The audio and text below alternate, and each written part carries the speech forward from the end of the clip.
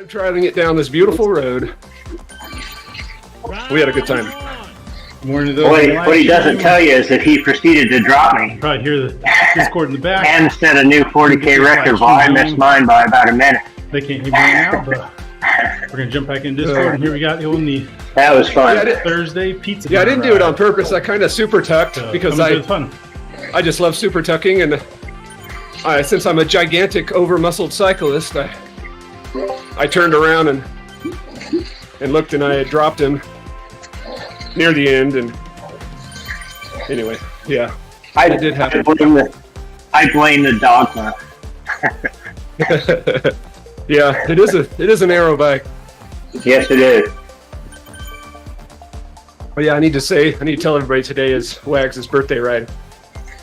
Oh, cool. That's right. Spank me 39 times. Means drop me 39 times. Hey, speaking of Lance Armstrong, I had a chance to ride with him in the Tour de Scottsdale a couple weeks ago. Nice. That was pretty cool. And Jan Ulrich was with him as well. Oh, really? Interesting. Didn't Bradley Wiggins show up also? I believe so. Yes. Nice. Actually, does he have a son named Enzo? One of them didn't show up. Maybe it was him that didn't show up because I think his son was racing in Europe. Oh, Enzo, isn't there a Hincapie who's Enzo? Oh, that's him. Okay, yeah, that's who it was. He was in. I saw he was in Paris-Roubaix. Yeah, that's right. Really? George's son raced Paris-Roubaix. How cool is that? Yeah, he raced it, and his wheel blew up like 1 or 2K from the finish. So he ran his bike into the finishing track. Jeez. Yeah, I love Paris-Roubaix. It's such a nutty race. Definitely my favorite one day. So I timed Vanderpool won it again. Yep, I timed his final 40K, and it was about 51 minutes. Yeah. Jeez. And then I went out, and on a gradual downhill, I was able to hold that pace for all of 4 minutes.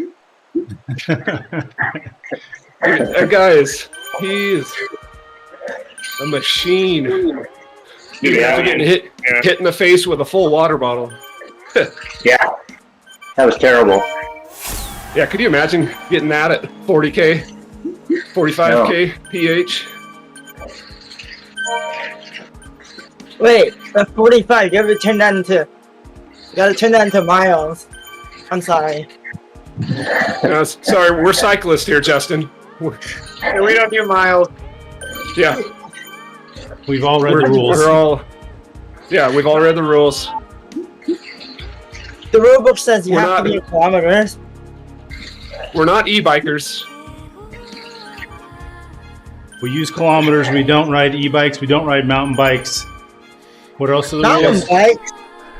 There's that one guy who made it into the Zwift Academy final. Well, that's true. The guy who won the Zwift Academy finals has been racing mountain bikes. Ooh, yeah, the Volumen audio wear? That sounds like it's a major violation. Yeah, someone. Major violation. He barely skirted that one, I think. I think one of those guys had never been clipped in before. Yeah, there's always some of those. Yeah. All right, time to hand out some confetti power-ups. Hey, clipping in indoors can be very dangerous. Raining confetti.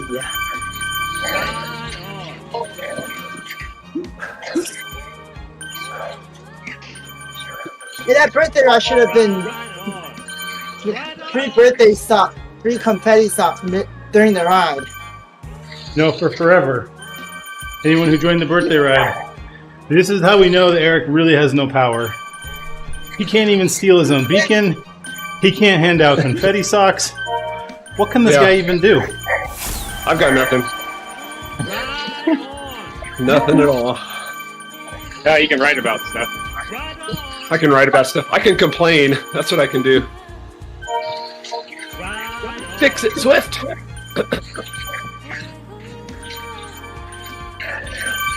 I can halfway lose my voice due to some weird lingering illness from Scotland. Oh, you got it in Scotland, huh? Yeah, it's weird. Started with a runny nose, and now it's like, I think I have a chest cold, maybe? My voice randomly kind of doesn't want to work well. But here we are. We'll see. We'll see how today's ride goes. I did my first race after 2 weeks off the bike. I did a race on Tuesday. First day My back? heart rate was... no, it was third day back. Okay. So I'd ridden 3 times before that. That's All good. at zone 2 pace sort of stuff. Sure. But my heart rate was Yeah. easily 10 beats per minute higher than it should be. Oh, wow. And it wasn't a hard race. Because I've been bumped down to the C's, down to Justin Wagner territory. Hey, watch it. What? Them fighting words. I'll take it. Are you back up to the B's now? 'Cause No. You got bumped up somewhere. No. I was in the D's. Hey. Oh, that's what it was. Okay.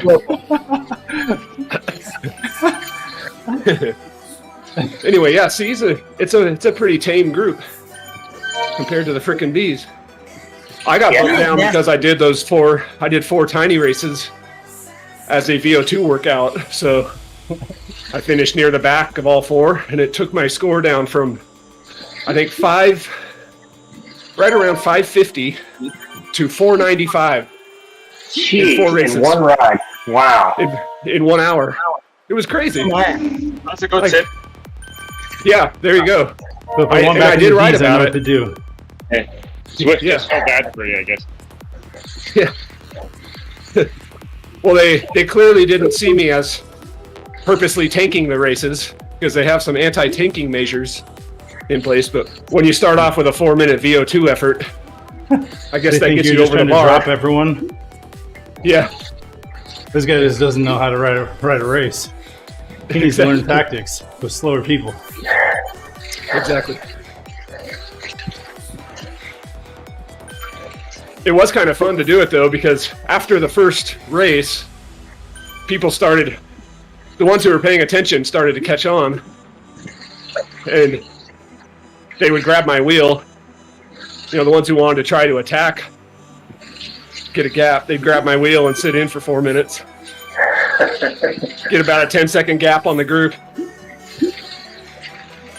Then see if they could hold it. Nice. It was fun. It's definitely more fun for me than a VO2 workout is, I'll tell you that. Way more engaging. Because you feel like you're racing. Terrible. You're like, oh, I'm attacking the group. Okay. Gotta hold my VO2 number for 4 minutes. Here we go.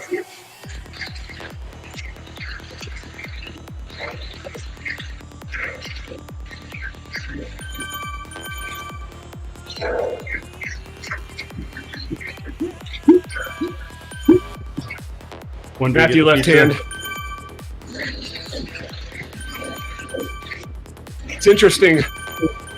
I think left hand's a great example of someone who like people go, hey, if you were that good, you'd be a pro. And he strikes me as someone who like many strong Zwifters is like, no, you know, Other I things think I in just life. want to have a career and like enjoy my life. And yeah, I'm a strong cyclist and I'll do stuff with that, but I'm gonna make a normal living and live in the States where my family is, Right? etc., etc. And have your name misspelled by Matthew. So wait, can you see his messages or no? Yeah, I'm seeing him. Oh, I spelled your name with a K. E-R-I-K. He did. It's very, very offensive.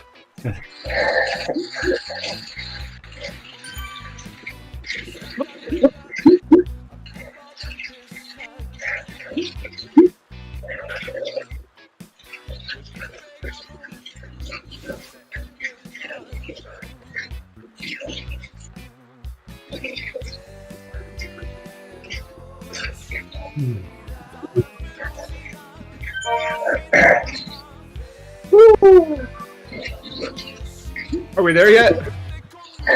We're halfway done with the first lap. See the climbing. Okay.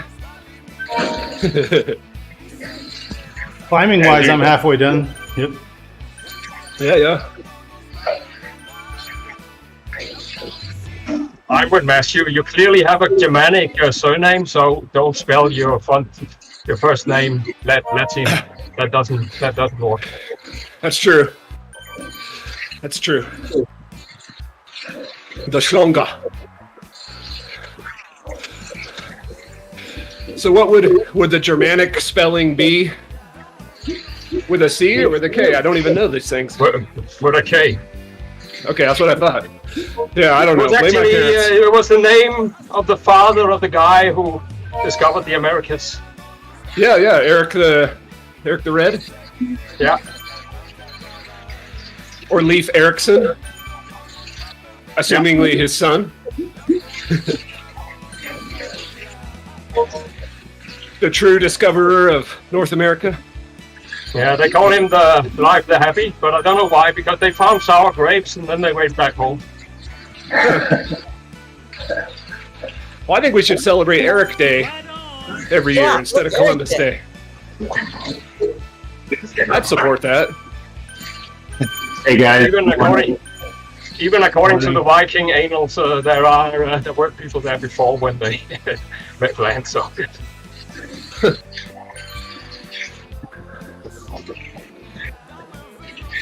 Miles here. Good morning, guys.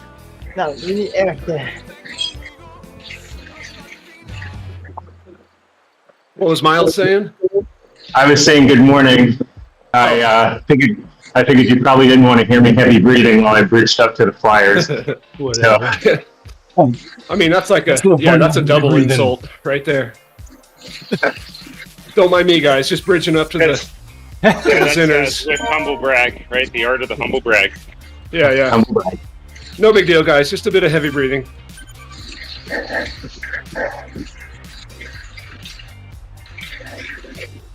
All good.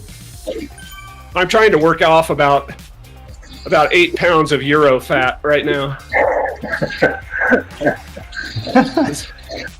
The pastries in the morning are just too tempting. Like, I thought you were supposed to lose weight when you go to Europe after living in the U.S. Not when you're Right? American.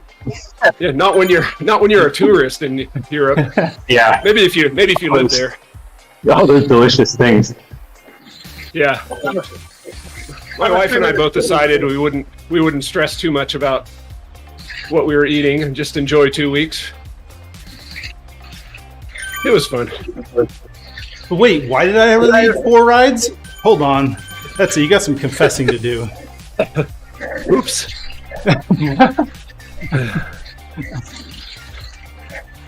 So for anyone on Discord who doesn't know, I was gone for 3.5 weeks, and Justin, What? today's amazing beacon, I know, Casey. I didn't even miss him. Who is this guy? took over ride leading duties for me. Handled it quite swimmingly by all reports. It was great. That's how much I was sweating. That's a measurement of how much I was sweating, is what he's saying. Swimmingly, yes, in his own sweat.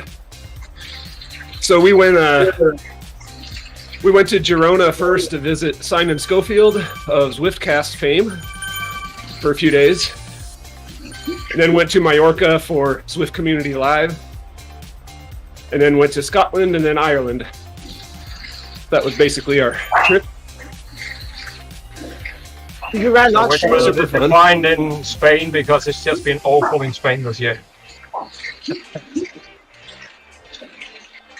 The weather was great.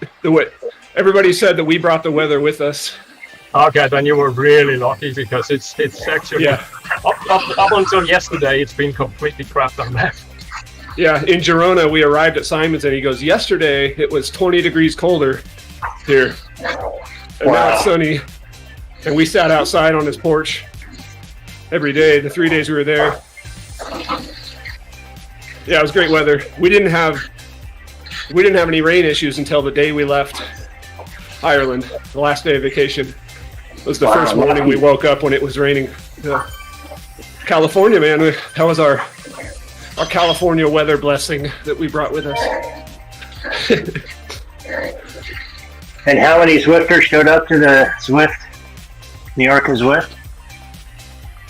There was, in total there was about 300 people, I was told.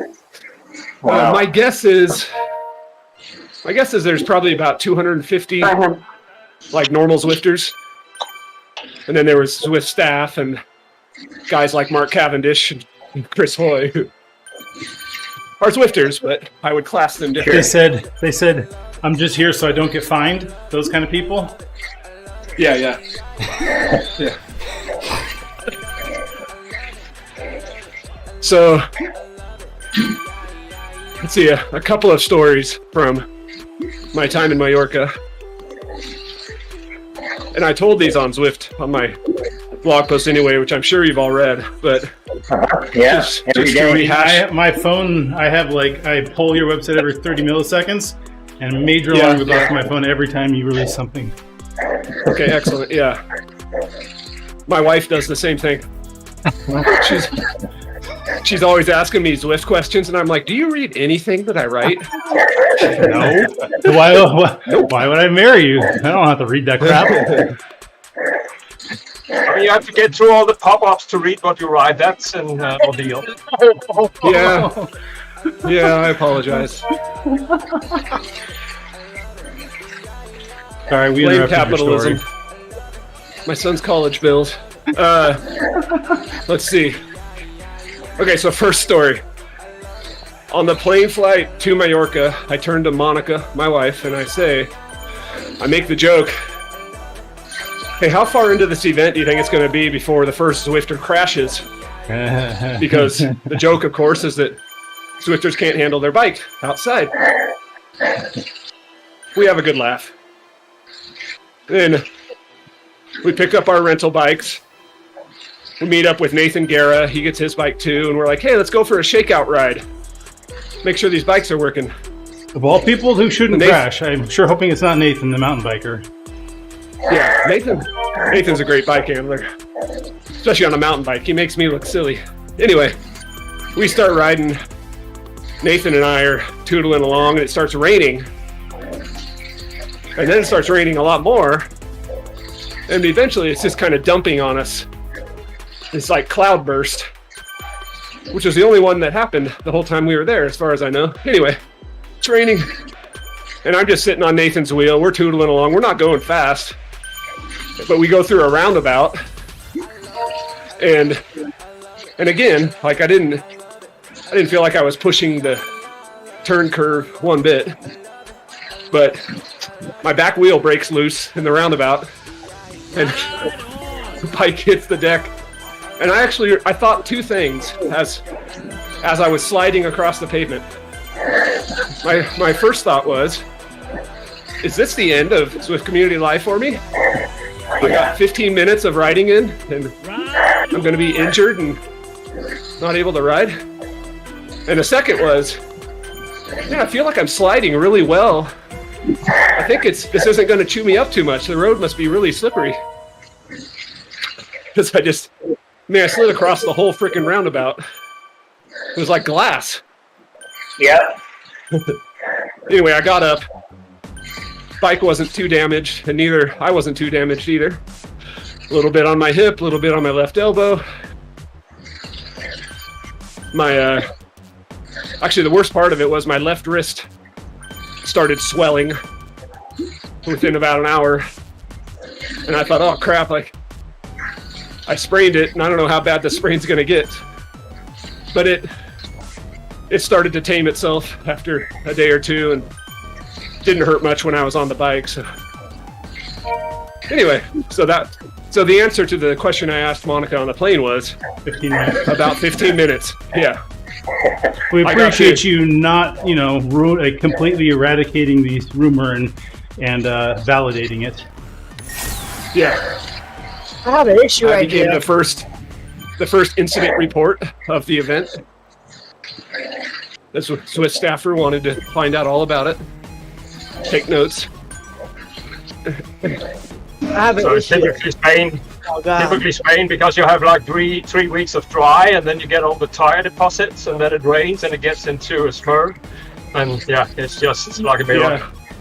Well, and the road, I mean, everybody talks about how smooth the roads are in Mallorca, which is true. They're great. But that super smooth asphalt becomes super slick asphalt when it's wet. Around here, our asphalt's a little more chunky. When The rain goes in the cracks. my neighbor kept falling in his driveway, and he was telling me he thought it was the gravel from my property coming over. I said, no, that's your own asphalt. Yes. There it is. My saddle just fell off my bike. Your saddle fell off your bike? Yes. It's just like, You know you're supposed to attach it to the bike, right? yes. That's why I've never had a fall.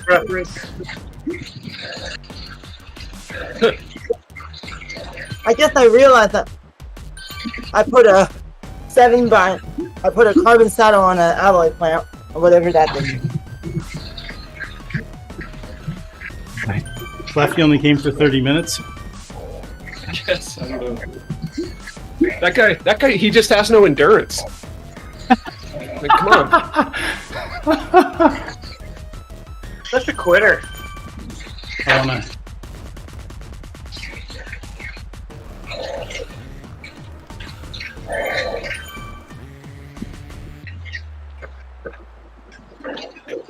Yeah, some of the other roads in Mallorca are tiny little pebbles with concrete, and that makes them slick as well. Those are some of the little back roads that you take to get back into the mountains and stuff.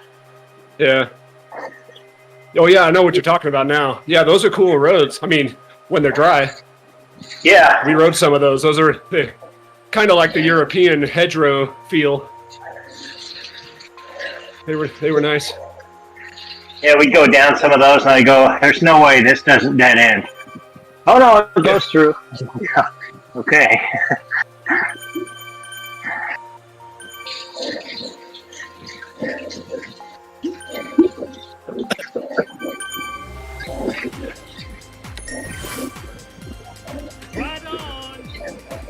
I had several people in the days following that crash tell me, "Oh yeah, when it gets wet here, it's as slick as it's like riding on glass."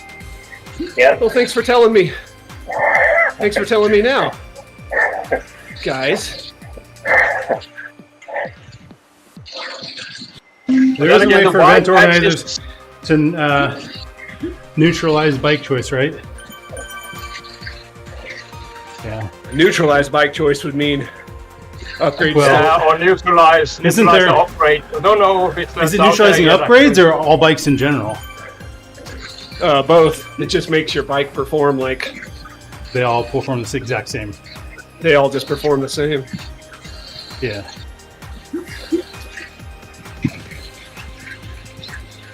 But in Spain, you can ride on the white fields, but if we go further north, like Belgium, Holland, you should keep away from the white bits because they get very slippery.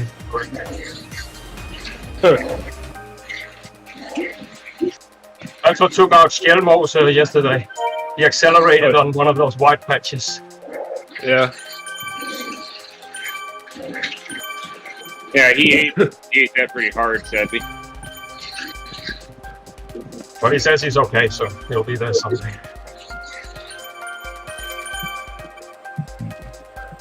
Coffee break. Right? I need coffee because I'm on my it. saddle. Absolutely. And maybe I should wait for the climb.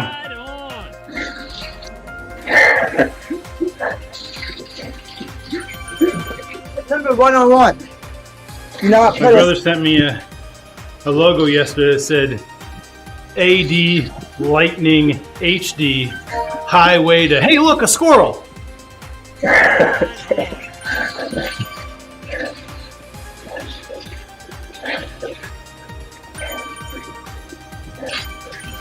A lot of squirrels in the Peloton today.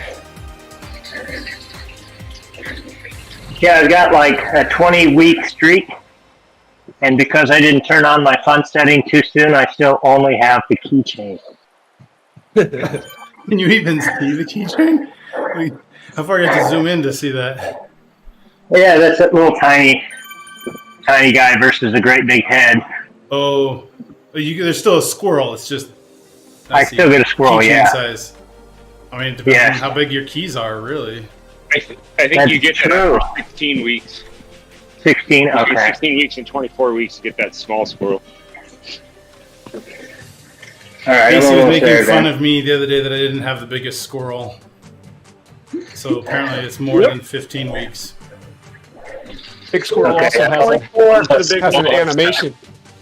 Well, that's He's the only animated one. I'm getting a squirrel in my pockets here. I love it. I guess if you go in the garage, that squirrel falls. Don't worry, Wags. It's not the size of your squirrel. It's how you use it. It was just, I bit my tongue after I said it because I was like, man, I just set that up on a tee. Somebody's about to. We all bit our tongues. There was a collective tongue biting going on.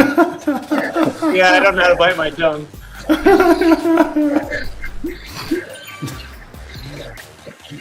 I'm an HR walking violation.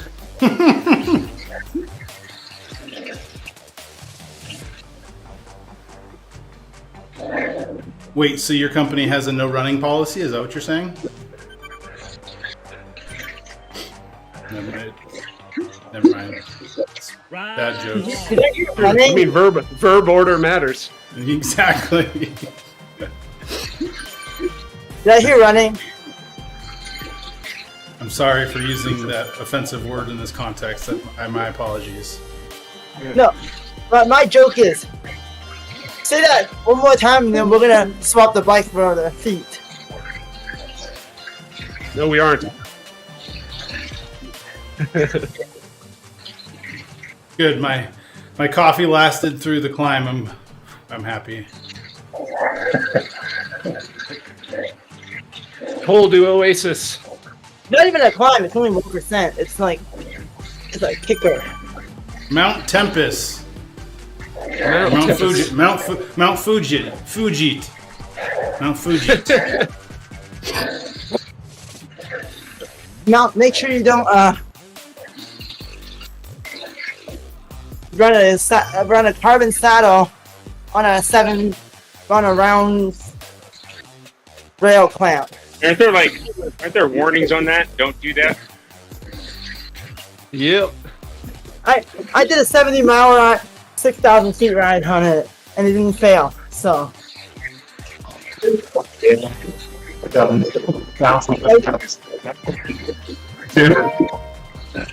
I realized 4 days after the ride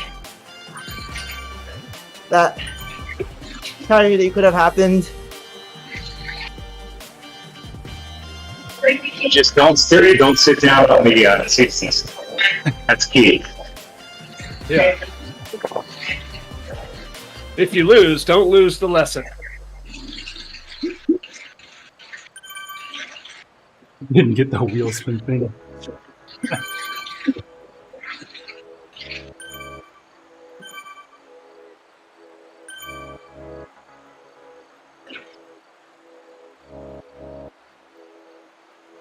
Man, I see this guy with the sun. I want some sun right now.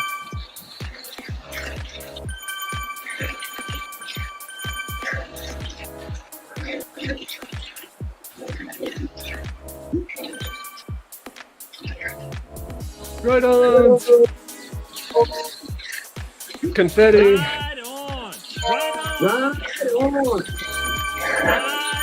Does anybody know how to put their ride-on game into overdrive? No. Companion app plus play controllers. Exactly. Oh, yeah. The cooldown period for giving ride-ons is separate between the play controllers and the companion app. So if you go back and forth between them, you can double your ride-oning rate. Yes, that is the verb. See.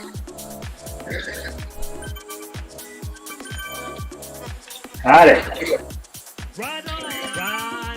Those little things that make all the difference. Right? That's why I'm here, to learn all those whip hacks.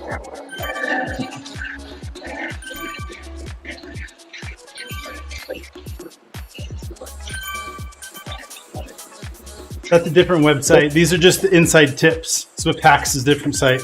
Just kidding. Well, actually, it is. That's still one still around? Does anybody know what I'm talking about? Swip Hacks? That exists still? Yeah, Jesper. Okay. Yeah, he does. I messaged him yesterday.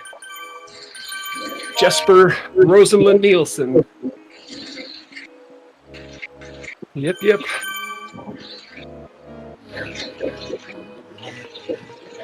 Right on. Okay, here's some Mallorca trivia for you.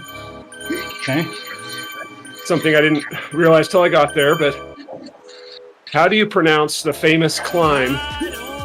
No, not pronounce. How do you spell first 4 letters of the famous climb Sa Calabra? It's just a trick question because I think SA is SA space C. Sorry. SA space C. Sorry, next 4 after that. First 7 letters. I'm making this up as I go, clearly. It's even having seen the signs when I was there, I can never remember after to see if it's an A or an O. Exactly. So everybody, I've always heard it pronounced Sa Calabra. Sa Calabra. Yeah. Which to me in Spanish would mean C-O-L-A. Yes.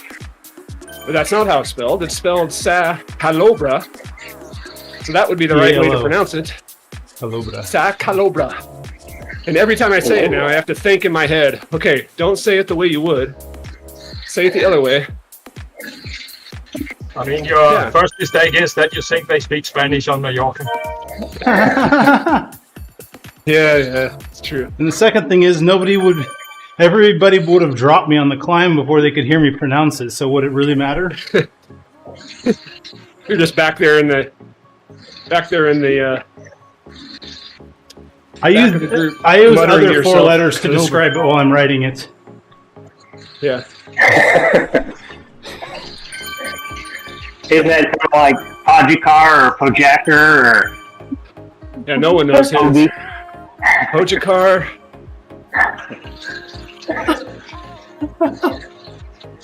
Podunker? Is it Podunker? Is that it? Bondage. It's bondage. Pogacar. Pogacar. Okay. Bondage. I'm just kidding, guys. I mean, see, Casanova Doma, she had to marry an American just to get her name pronounced right.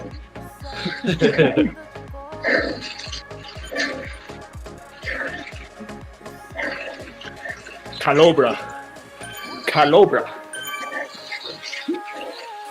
And when I went to Mallorca, we got my wife an e-bike. Catalan.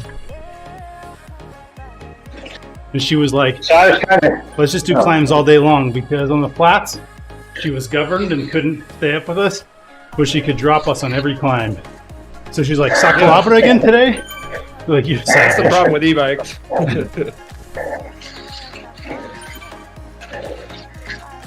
When I was hanging out in Girona with Simon Schofield, he has an e-bike now, road bike, because he's fighting cancer. Oh, and he's shoot. working on getting his fitness back now after 6 months of treatments. But he's like, hey, let's go for a ride on the last day there. So I borrow one of his bikes and he gets his e-bike. I'm like 2 minutes from his front door into the ride. We turn onto this climb. Just start chugging away. He turns back at me about 10 minutes in, when I'm like nearly on the rivet. Just so you know, my bike is doubling whatever watts I put in. That's what I have it really? set to. I couldn't notice. Jeez. Didn't notice. So I got my wife. So Moogs makes an e-bike, believe it or not, and it's 30 pounds, and has a 100-mile range, and she kills me every time we ride. That thing is just killer, you know.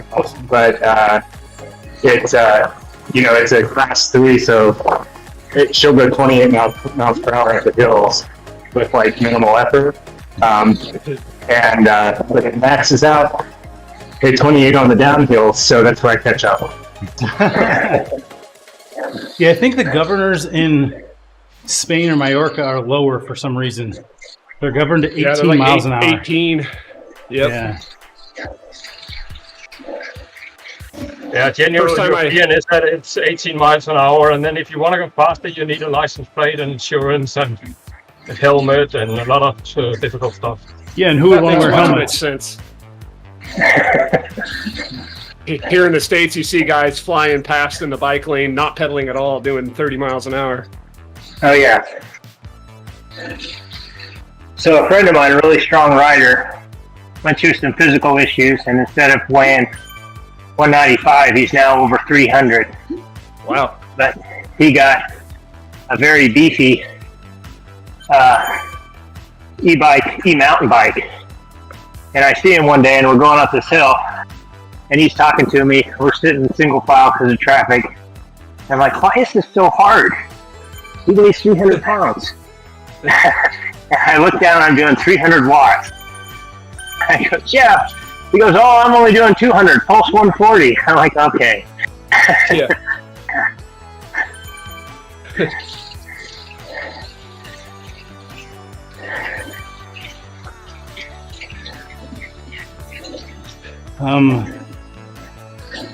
Did you get Mike's question, Eric? Yeah. I know at least at one point,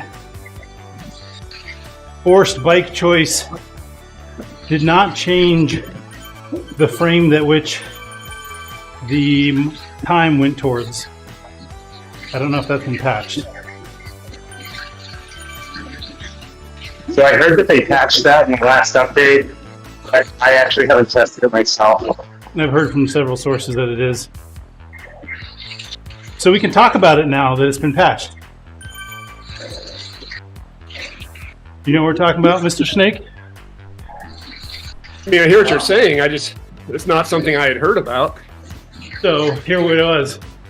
You would pick the bike you want to upgrade, late join a distance-based event, and never pedal at all. Let the pedal assist run out, and then let your avatar sit on the side of the road. Even if that event forces some other bike, the original bike you chose, as long as it's a time-based upgrade, would chug along getting time upgrades. Yes. With you just sitting on the side of the road doing nothing. Yeah, I did hear about that because it was the TT. It's basically just TT frames. That's how people were upgrading their TT frames, just sitting in game. Yep. That's why there's one of the Halo bikes that you could get from just upgrading TT frames. So there's probably many people with that. Yeah, probably the Pinarello. Specialized. No, Pinarello only. Not that I was analyzing this. I heard. Yeah, they have two, right? Pinarello? Maybe not three. Well, obviously, you're telling us now when it's patched and not before. Thanks for nothing, Wags. Hey, you were in Mallorca, dude. Yeah. What happened to that Zwift Insider info? There was so much freaking news happening on Zwift when I was in Mallorca with no time to write about it. It's crazy.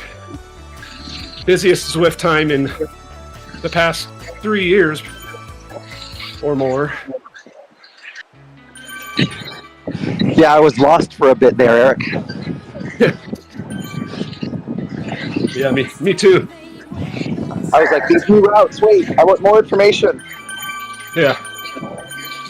I'm still playing catch up. And next week, actually, I'm going to be down in Long Beach at the Zwift Week event. Their internal event where they fly in all the employees from all over the world and do like 3 days of internal meetings. But they've invited 2 non-employees, me and Shane Miller, Nice. Oh, to shit. join. So we'll be hanging out with all the wackadoos and telling them what they're doing wrong. Go do some bike racing when you're down there. Of course. Please fix the leaderboard timer. Please. Please That's my reinstitute the messenger. bug where I can upgrade TT frames without doing anything.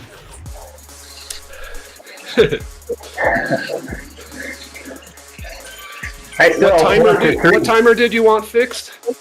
The leaderboard timer is still off.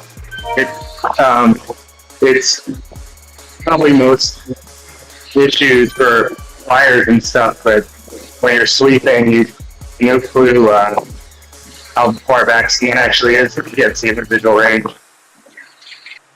You're not talking about the leaderboard on the left. You're talking about the rider list on the right. Yeah, the rider list on the right. And it's measuring distance and not time. It doesn't provide any info at all.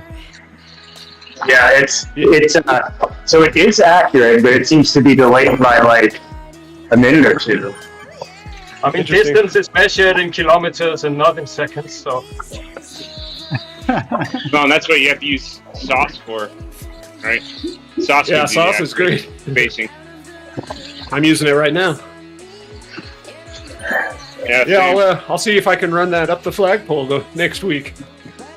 I've talked to numerous people about it. It sounds like it's under the it's a known issue. Yeah. But I know the guy to talk to. Like every week. So, but yeah. It's probably the man in Rio who kind of helped craft the whole back end that powers all this stuff. He's probably the guy to talk to. So it broke in like November or December, and it hasn't really been fixed since. So yeah, I have noticed weird times on the right for sure. I made a comment. Julian, okay. I made a comment to James about it a couple months back, and he goes, "Yeah, you know." Yeah, On the list too. Yeah. So Tell them about the mismatch between HUD distance and riders nearby distance, which for sure always happens in distance-based events, especially longer ones. Yep, mine's currently off by 1.1 to 0.2. I'm looking at it. 0.2 for me. I think our belief is that one of them is actual distance and the other one is event distance, which could vary if you're drunk. well, so I've seen a big difference. So like Nick DeHaan and I run that Wednesday morning ODZ. You know about that, Max. The Happy 100. No. Wait, is it the earlier than Odivas? Is it the coffee and It's like the East Coast time? Yeah, it's 8 o'clock East Coast On time. Monday went the Happy 100. Yeah, the Happy 100. So like we do all those timing routes on those, and I routinely don't use steering, and Nick does, and that split is actually higher for me without steering than it is for Nick with steering. So, wait. Oh, interesting. I would have thought those with steering would have a higher split. No, I don't know. I'm guessing that the one on the right, like on the rider list, is actual distance, and the steering cuts that down. You know, because Nick always drops a Or corner. makes it higher. You know? Yeah. So So what I see is definitely the one on the riders nearby list is always higher than the HUD. But I mean, everybody's steering is just auto steering, so that could be, yeah. Exactly. It's always higher for the one on the rider list than it is for the HUD. But those with steering have. I saw that, Casey. Less of a I'm watching difference. you. Did you say those with steering? Anyway, so. Those with steering have less of a difference? Those with steering have less of a difference between the HUD and the rider list. Yeah, that would make sense because you're shortening. Yeah, you're shortening your corners and everything. You're taking the hypotenuse of the angle. Oh, that's 4 syllables, sir. The sun hasn't even risen yet. Yeah. Wait, you're saying it's not Easter yet? Dun. Sorry. Oh, Easter just happened. I know that.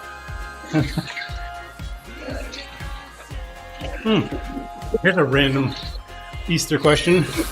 There's an island called Easter Island that's known for its like sculptures. Is that related to the Easter holiday at all? No. I don't think so. I feel like maybe like whoever in the modern world discovered it, maybe they discovered it on Easter or something like that. Probably James Cook sailed by on Easter, I would guess. Something like that. Let's find out. I mean, I could totally Google it. I just remember the question because I was on my birthday actually. The day after Christmas Islands as well. Okay. Yeah. I was First volunteering recorded at the high European school. explorer to visit was Dutch explorer Jacob Roggeveen on Easter Sunday, 1722. There you go. Yeah. To the Dutch. So the reason I asked the question, I was at high school helping, volunteering on the day after Easter. And I was in a class, kids learning English as their second language, reading books, and they were reading about wonders of the world. And Easter Island was in there. And so to test it made no mention of the holiday, but to test their language abilities afterwards, I was like, all right, in the book, there was an island named after the holiday we had yesterday. Yesterday? No, you have to do it. This is not today. I said that on the day after. It's okay. Anyway, it's not a hard question if you possess a lot of English skills. Like SNL Jeopardy. Foods that end in hamburger.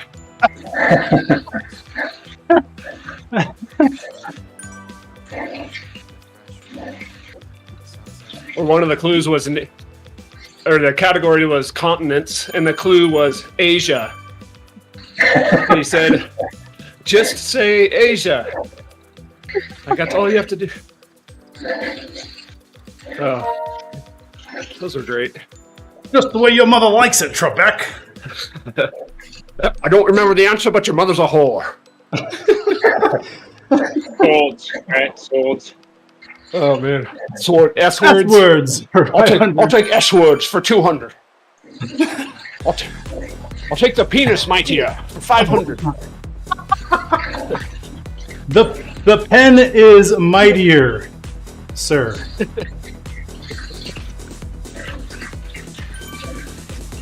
Oh man. So why is the live stream still up?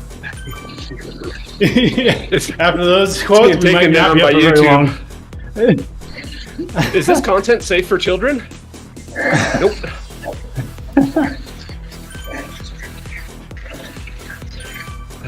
Welcome, Katie, to the live stream. Speaking of which.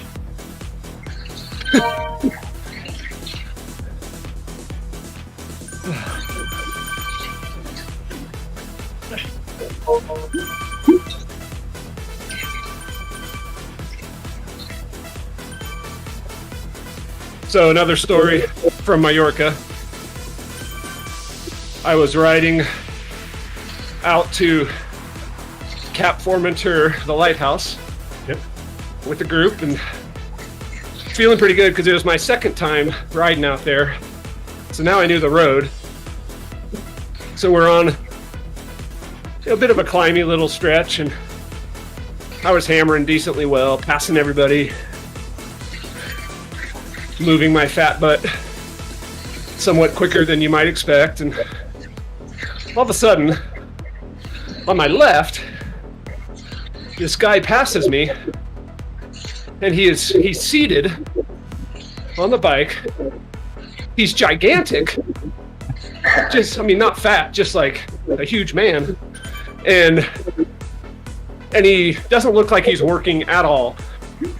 Like, he looks like he's in e-bike mode.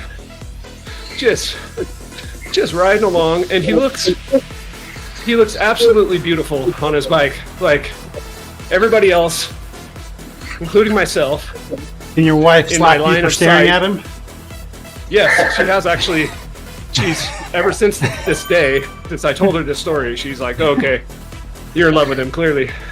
And I haven't denied it. I'm not denying it. Anyway, I thought, because like everybody in my line of sight, including myself, he just makes them look like amateurs. His form, his perfect form, flying up this climb. Like, who is this guy? So I chase him down. I'm looking around, trying to identify him. And finally I pull up next to him enough to look on his frame. And on his frame in gold letters it says Hoy. Oh, okay. It's Sir Chris Hoy. That would explain it. That guy, I didn't realize how big he was. I'd just seen his face. I knew he was a big sprinter. But, dude, that guy's a tower of power.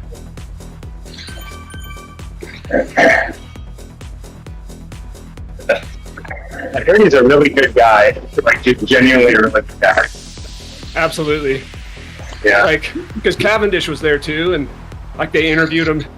Matt Stevens interviewed the two of them last night, like a fireside chat. And I mean, Cav's cool. He's genuine and all that, but Chris Hoy, you're like, oh yeah, I want to be friends with him. Like, he's just a nice guy. Yeah, he was cool. It was funny, so I wasn't on the ride, but the last day, a group rode that had Hoy and Cavendish in it. And they told the story that night of they hit a little bit of a hill and Hoy was kind of putting a dig in. He's like, I wasn't attacking. I was just trying to keep the speed up because I'm a big guy. I didn't want to slow down the group. He's kind of hammering up this climb. He says, Cavendish says, like, I saw Hoy starting to dig on this climb and I thought, who does he think he is? Cav says he just started sprinting and Hoy's like, all of a sudden I saw this missile fly past me. It was funny. Cav's hilarious. He's so unedited. I could see that. He was never trained with a PR public relations helper, I don't think. He just says it. That night they took a few questions from the crowd, and this one poor Zwifter raises his hand and asks Cav, it's like, so, your last Tour de France win last year, when you broke the record, you were, I don't remember if he was 39 years old or 42, whatever he was. 39 is not old, 39 obviously. Exactly. You're 39 years old, like, way older than Jesper Philipsen and the guys you were competing against there. Like, how did you manage to win that race? And he said, shove it. And everyone, kiss my... Yeah, everyone in the crowd's like, uh-oh. And Kev's response, he just looks at him with this confused look. He's like, what are you talking about? I win. That's what I do. That's the kick. The kick. And then the guy doubles down, and he's like, no, I mean, like you were way older. You know, you're past your prime. Oh boy. And all these other guys. So how did you? And everyone's like, oh no, what? Stop talking, dude. And Cav starts getting irate, and I think it was a bit theatrical at this point, but it was hilarious. It broke the awkwardness because he's like, he just gets like this angry look on his face, and he's like, I don't know what you're talking about. And Matt Stevens gets up, and he's like holding Cav back from like jumping out of his chair and going and attacking this guy. Leave it, Matt Stevens says. It's hilarious. I win. That's what do you mean? I might do it. I don't enter races to lose.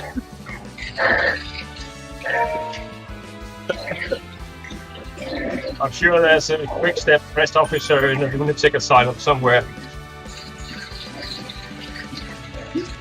Yeah. Cav quoted some crazy stat, and I'm still trying to remember what it was, but he said something like, I've won 60% of the races I've entered. I'm assuming he just means 60% of the sprint type races. I don't know. He just doesn't enter the other races. Yeah, that's the trick. He was talking about the mentality of like, I go in to win, and yeah, interesting. What I found really interesting about Cav though is in 2 different interviews there, people asked him, so what's next? What are you gonna do next? Because everybody wants to know. You know, what's Cav doing next? And both times he was like, I don't want to talk about that. Wow. I don't really know. He said one time. Another time he said, I don't want to talk about it. So that's really, I don't know. That's weird. Yep. He seems like he's a little bit, I don't know, a little bit lost. Maybe in denial, right? That you have to accept that maybe. you keep going. Yeah, which, I mean, I get. You're a top pro for 20 years plus. Got to maybe take a year to transition.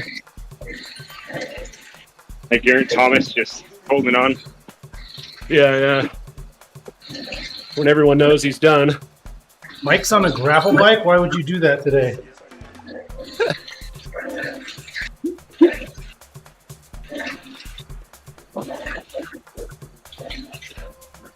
I was about ready to ride my TT bike that's not fully upgraded. Oh wait, I don't have any of this.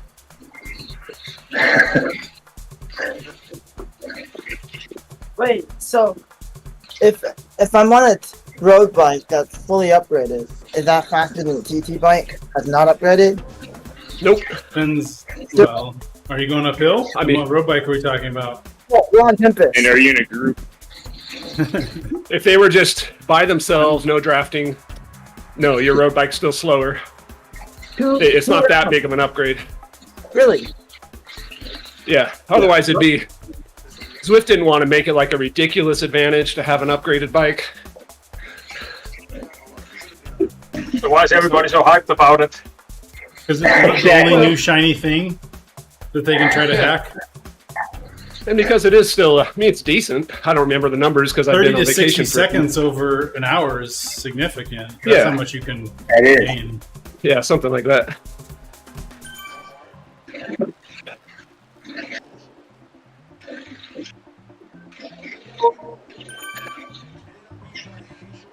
And while you're Usually outdoor I just rides lie will give about you my XP. weight to get that much improvement. But wait, did I say that out loud? Your outdoor rides will get you XP, but they're not going to help you upgrade your bike.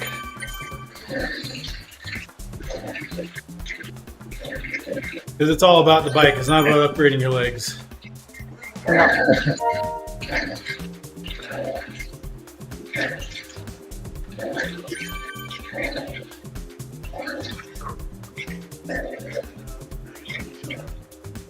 Oh, It's we're good to whipping have along. back.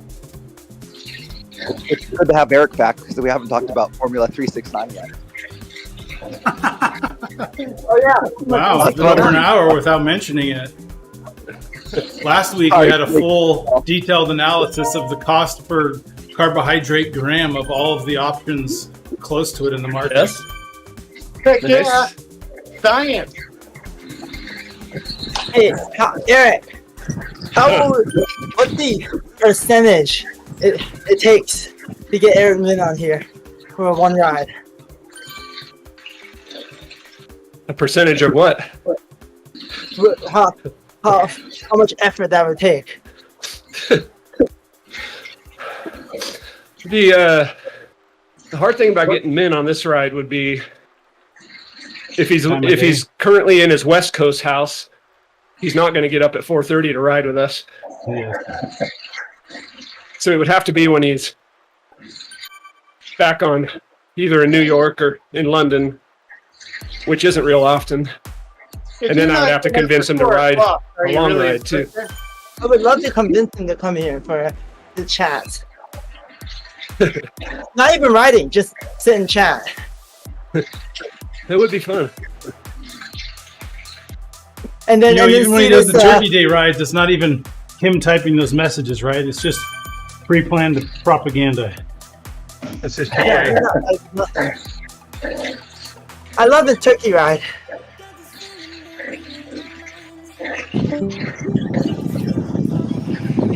So Wags, your stream isn't showing anymore. I don't know if you knew that. In Discord or on Twitch? I know it is on Twitch. On Discord it says error. Oh, I see it. I see it. It could be I see it. on the streaming side.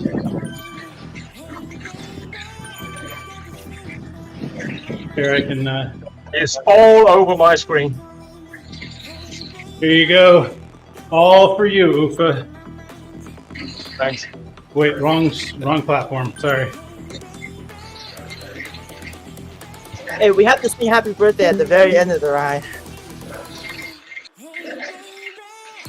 That's not a requirement. It's a request. I think it was me. I left and rejoined and now it's showing. Yeah, like for example, I'm not seeing Justin K's video that tells me failed to start camera.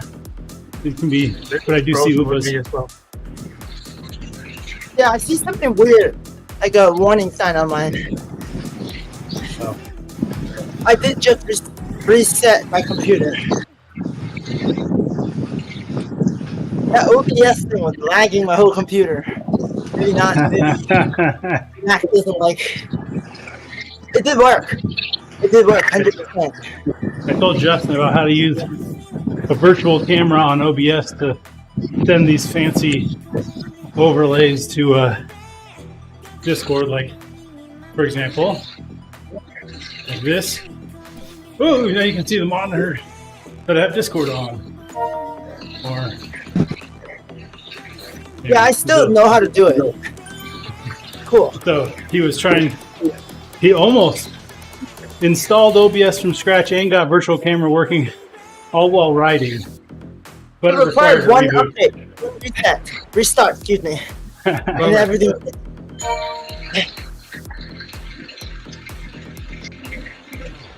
And I didn't get dropped in my group. It was impressive.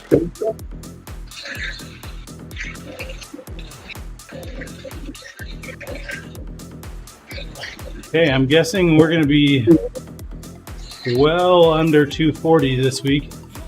Maybe closer to 235. Yeah, we're zipping right along. Be our fastest yet, maybe. It better be, with how flat it is. It's your birthday ride. It better be flat.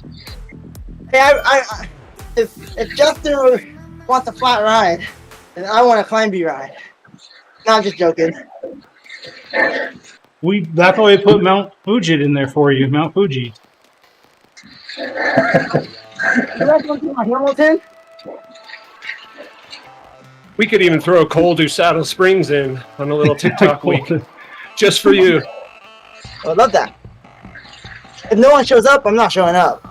That's no fun. We could just give you 100 kilometers of Alpe Zwift repeats.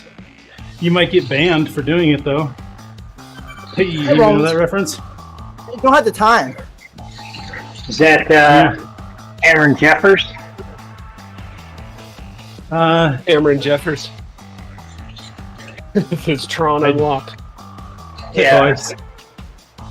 It was recently after they did the bike frame upgrade, because the other hack you can do, which probably is in patch, park a friend. It's not at the top of Alpe du Zwift and choose to teleport to your friend and then descend the Alpe and then teleport back to your friend at the top of the Alpe.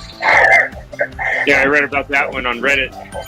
And there's a video snippet of somebody streaming on Twitch riding the Halo bike they got from doing this, and a pop-up says, "You've been banned from Zwift," and it logs them out mid-ride. So, Wow. I have a story. I was playing Ben Top when they came out with the new the badge. And then, as I'm descending, this guy, 1 hour, 55 minutes, 85 fucking miles. Sorry for my language. And then 5,000 feet of 6,000 feet, 6,000 feet of climbing. Damn. Sounds legit. But miles in under 2 hours. Yeah, so how do all the bots work that people run in game, right? They're holding 5.3 watts a kilo for 24 hours. I assume they sell those accounts to people that want the upgrades. So from what I understand, there's actually multiple copies of every bot. And originally, they were Ant Plus emulators on laptops, but now they're baked into the server somewhere. You're talking about the actual RoboPacers. Yeah, that's what No, I'm pretty sure that's I'm what talking about the people that set up their own bots to get all the upgrades and then sell the accounts. Oh, sell the accounts? I haven't seen those. What are they going for? I'm asking. My friend's asking. Get your credit card. I think they're probably using.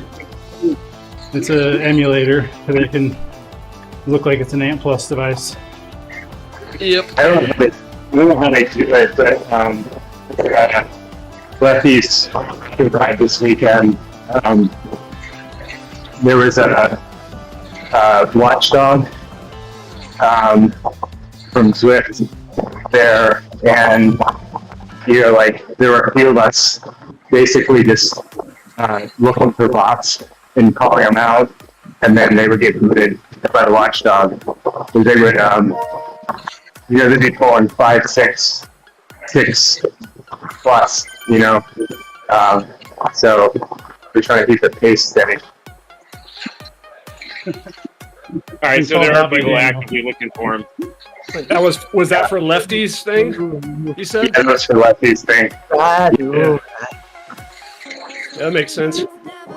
Yeah, because we were trying to keep the pace steady for him and close gaps and things. I mean, there were genuine people who jumped in and started pulling 7 that we had to manage. There were we got a count at 22 hours in, and there were 19 bots dropped out of the game at that point. That's wild.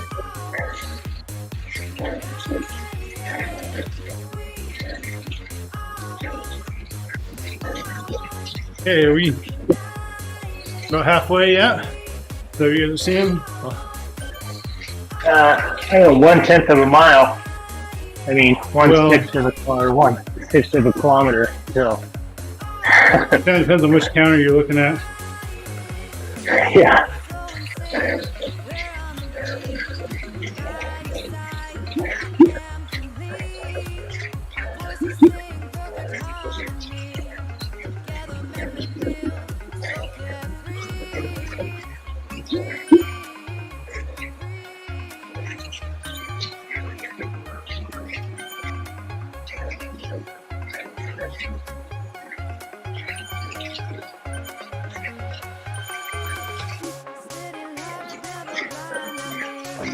What I would do, Wax, is just tell your kids that if they want to eat, they better give you 50K a day or something per head.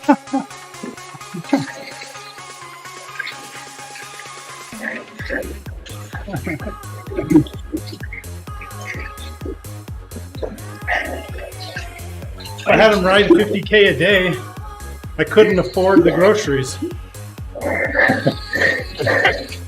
That's right. Well, I'm assuming they are eating for free now, so it would be for free if they did.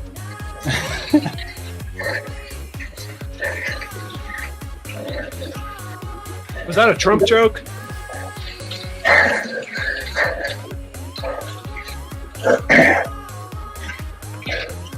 That was one interesting observation. Interesting observation from hanging out in Europe is whenever someone found out we were American, they'd go, "Oh, how's that going? Yeah, sorry. How's that dictator treating you? Sorry about that." Guys, the eggs are too cheap right now, so.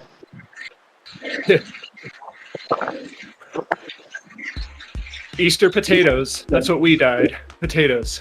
I did order some electronics from China like a couple weeks ago that's coming today. I'm just waiting to see if they refuse delivery without massive tariff payment.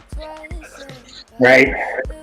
So but are the tariffs assessed under $800, or is it still? I think what I'd heard is that's called like the de minimis law, meaning if it's under 800, they're not going to worry about it. But Trump's apparently trying to eradicate that.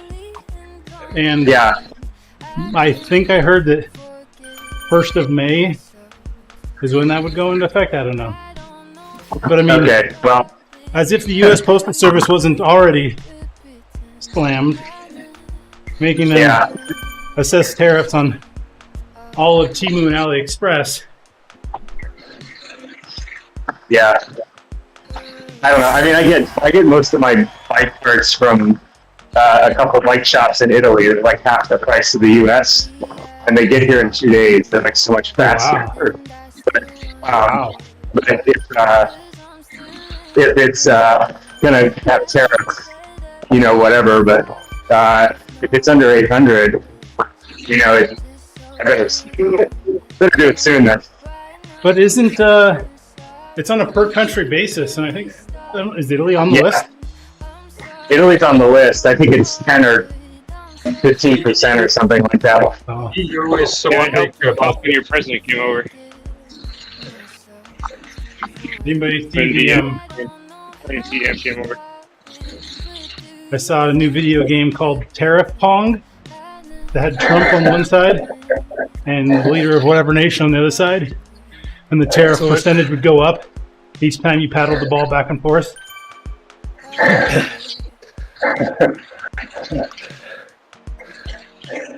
I'm actually kind of relieved. I thought it was very risky to invest your money, but if you can do that much crazy stuff and I only lose 6%, then I consider it pretty safe, actually. Yeah. It's a good test for the strength of the dollar.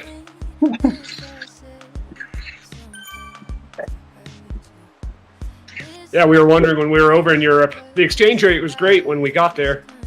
We're wondering, are we even going to be able to get out? To buy our way out? It's going to be like Russia where they used to burn the paper bills for heat. Yeah, in Germany. Or like the Mexican peso where they got so devalued eventually they're like, okay, we just decided 1,000 pesos is 1 peso now. We just changed it.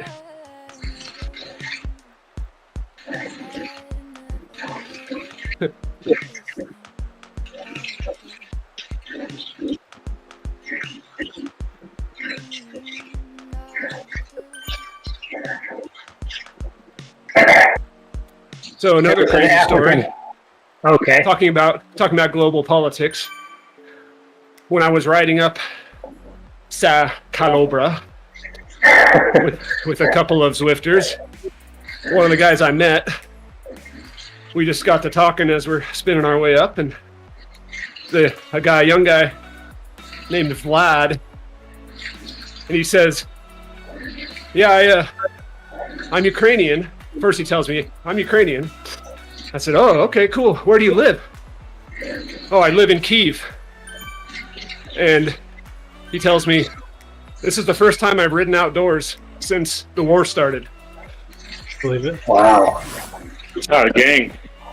That's crazy. Yeah. Crazy. We have a He's an Ukrainian engineer. exchange student, and they told us that, I mean, not actually a technically exchange student, but we have a gal from Ukraine living with us.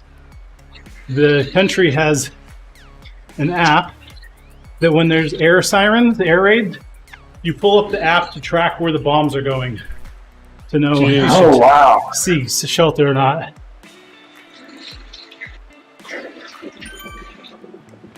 I was talking to Vlad. I'm like, what is it like to? I mean, because he's working. He's a structural engineer for a multinational corporation. They're actually based in the States. Well, there's going to be What's plenty it of work like once to- the war's done to rebuild stuff. Yeah, for sure. Bad joke. Sorry. Just imagine just living your everyday life in Kyiv, working your 9 to 5, and your country's been invaded and people are dying. I think Crazy. most of them That's like a just like a basically latent level of stress that's just always there. you just kind of have Like to Israel, right? ignore it. Under that constant threat. Yeah. Can't imagine. Anyway, after that, every time I saw him walking around the place, I'd yell, "Slava Ukraini!" And he'd yell back. I don't know the Ukrainian phrase, but the response to it. Glory to the heroes, something like that. Yeah. It's kind of cool. Yeah, the creepy stuff is that Spain is crawling with Russians that escaped the country. Yeah. But if you're rich, it's no fun living there anymore because you can't get stuff. So they go lost. Yeah, definitely a lot of them, even in Mallorca, I noticed. Russian and German, too. There's a lot of Germans there. The bike shop that we rented, that Zwift went through to do all the bike rentals, is a Swiss company named Herzeler, something like that. Yeah, I know it. They have 10,000 rental bikes on the island.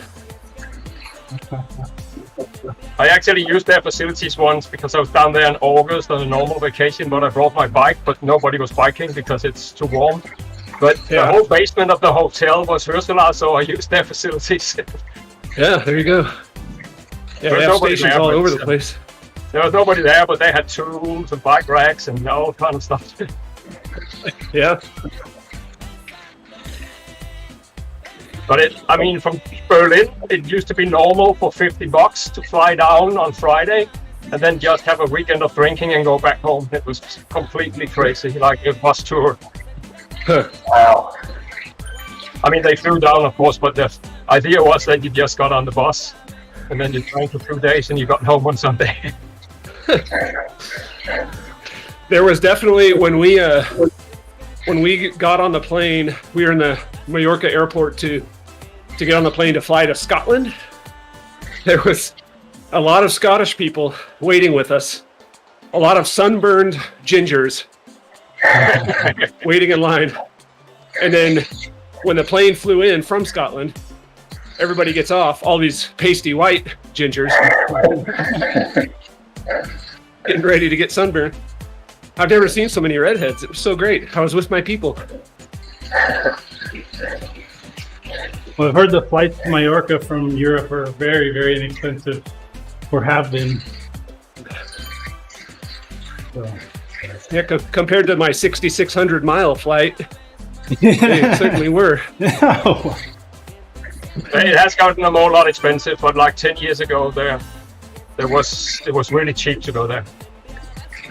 But difficult to bring your bike because all the low-fare companies, they don't want to bother with stuff like that. So yeah, Ryanair's like, nope. Look at all those feathers on Mount Fuji.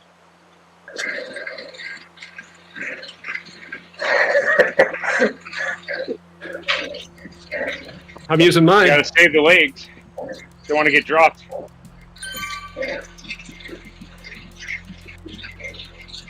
We were warned about Ryanair because Ryanair's like their rates are really good for the flights, some of the flights we needed around Europe, but they're super picky about luggage size and weight, and they have slightly lower requirements than everybody else. So, I mean, their customer service is quite limited, so you have to be prepared for that. I mean, if you're used to the US, where for European the customer service is really 100%, then you don't want to fly Ryanair because it's crap. Yeah, it was. But my funny story is we were standing in line. We'd been checked in, and we're waiting to board, and we're watching everybody else try to get past the check-in desk. And there's this lady who's got this giant purse thing that she's carrying on over her shoulder, and she's wearing a trench coat. And she turns to the side, and I'm like, clearly you are smuggling a gigantic bag underneath your trench coat. Like, you could see it. I mean, oh, it's hilarious. Yeah, because first it was that these low-fare companies, they wanted to get rid of paying the local baggage handler.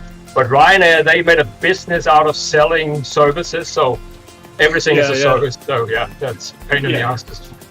You want toilet paper? €20. Speaking of pain in the asphalt. Exactly. There used to be something called Air Berlin from Germany. And there you could buy a 1-year subscription for your bike.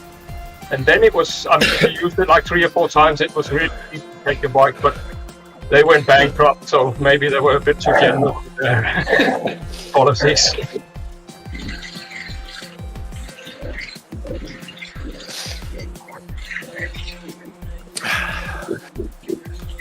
All right, time to change to a dry towel, sweatband, and gloves. So I've been going down the rabbit holes of analyzing my frame rate on Zwift because apparently I want to buy new computer hardware.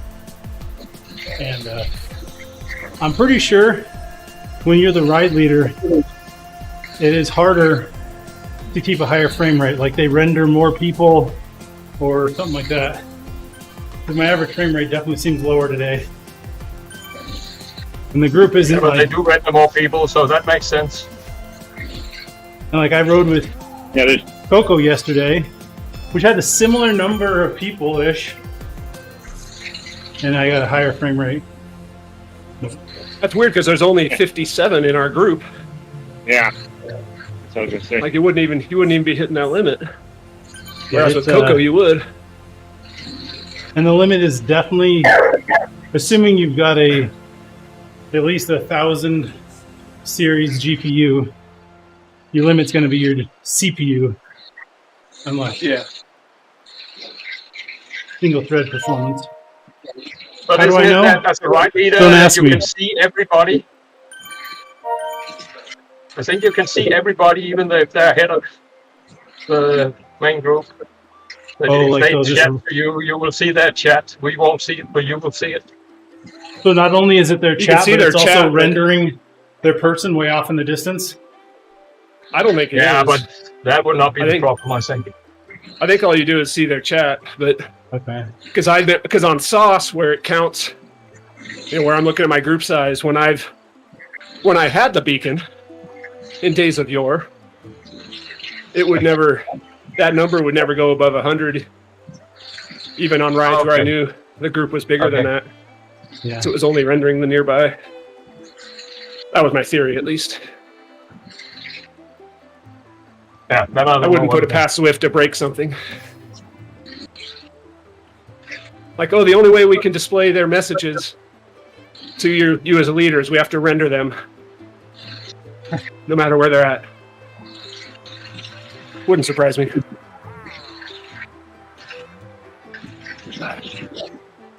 So the net result of putting on that frame counter just means I bought a new CPU and motherboard. So be careful before you turn on the frame rate counter. Yeah, that's a gateway. It's like drinking dirty chais. I got a technical question. Which works better with Swift, Windows 10 or Windows 11? I don't think there's a difference. I don't don't. think so either. I've been on both. I didn't notice any difference. All right. I would so say old at this point. if you have a I'll just go with TPM, I 11. would go to 11. If you don't, I would stay on 10 and just risk whatever patches.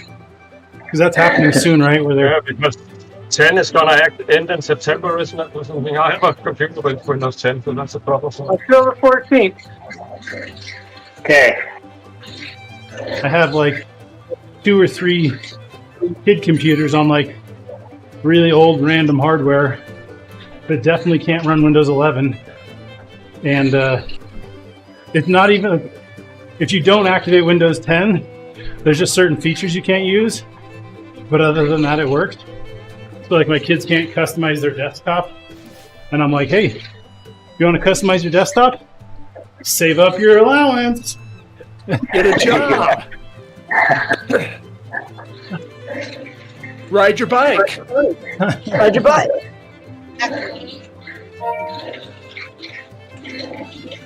If you can unlock the upgraded Tron for Daddy, I'll get you a computer. I was riding with Maria yesterday. Well, briefly during my interval. And then this kid I see on the right, 10 years old, under his name. Oh my damn. Yep. And he already did 50 miles.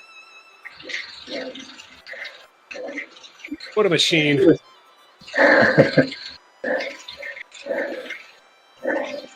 So that puts your kid in a predicament. Should he go out and get a job at the bakery and earn honest money by a computer? Or should he just stay in the chat room with the shady guys and get his bad, cool upgrades the wrong way?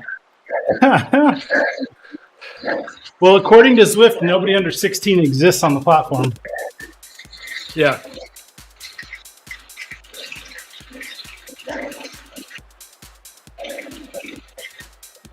But that is not true. That's not true. Coffee? Coffee, anyone? According to the Zwift lawyers, I should say. Swiss lawyers are very persnickety.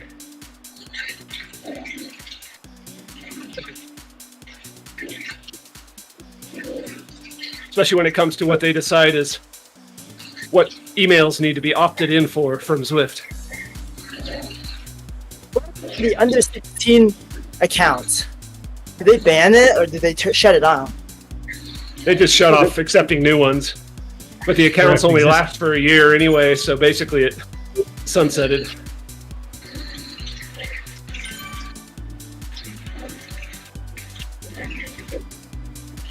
I think they... You know what? So one of my kids had the authorized under 16 accounts, and he logged in recently. But I don't remember if it was giving him if it was just normal or if he all of a sudden had a free trial countdown. I don't remember. I would think it'd be a free trial. There was definitely a difference between his account and then my other kid who I had signed up, gotten a referral from me, and said he was obviously he's 18. Mm-hmm. Do they do family accounts now? I think they have multiple accounts in a household. They still don't. The only one they used to do was for kids under an age limit. You used to have to sign some documents, swear, blah, blah, blah. But they don't even allow that anymore.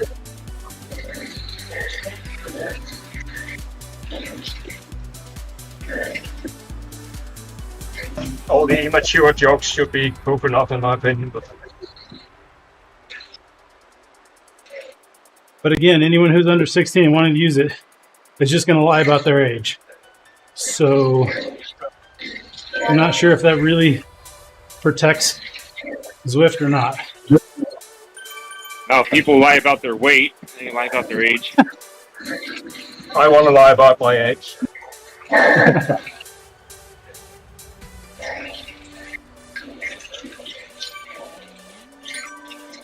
Coffee stop. I'm tired. Like my plant was still open.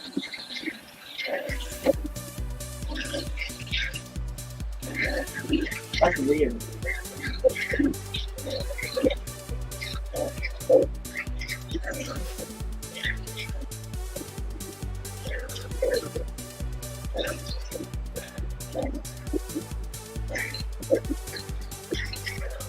But Casey, I was totally planning to get that variety pack from the competitor, the Formula 369, and try it out, but I haven't gotten that far. It's kind of fun to just try the different flavors and compare and contrast on this ride. Yeah, I have it in my cart. I just haven't hit buy yet. What's going to be the damage if you just buy their sample variety pack? I think it's only like $40 Okay, or $30. It's not bad, but you get all their flavors. sure. They have some interesting flavors that I'm not too sure if I'd want to drink on a ride. Like, I don't really want to drink root beer. Speaking of people from Ukraine, they definitely do not like root beer. I think you Really? could probably say that about anybody not from the U.S. Interesting. It's definitely in Brazil. They're like, "What the crap is this? Tastes like mint medicine." Is what they think it tastes like. Yeah, cough medicine. you- But Spaniards always say it tastes like. I was gonna say they must be drinking Barks. Barks always tastes like Listerine to me, but other root beers taste good. When you use real root beer and you have like sarsaparilla, then it's better. Yeah, I like Henry Weinhardt's root beer. That's a good root beer. We have this store nearby us. It's called the Root Beer Store. It used to have over 100 varieties of root beer. I don't know if they still have that many, but we would go there for a family activity and just pick. I don't know, everybody picked their own different flavor of root beer, and then we'd get out small shot glass cups and try all the different flavors of root beer. It was fun. Oh, they don't do fights like on beer. Yeah, there you go. Flight night. Yeah. Root beer flight night at the Wagner's. Can't see that as a very profitable business. No, I'm not sure how they're staying in business, but I mean, they were all glass bottles, and it was the cheapest one was $4. They could get more expensive than that. I think they're even more expensive now, and there's less variety, which just goes to show they're probably struggling to keep it a business. Now, remember, I'm in Utah, where sugar sells like alcohol does in most other states. So, Yes. I was gonna make that joke. This is a very Utah party. Yeah, what's that drink store you guys have? Swigs? Is that it? that's one of them. That's one of the varieties, but drive-through sugary drink stores exist way more than Starbucks. Oh, Yeah, wow. Then you brown paper bag for the root beer.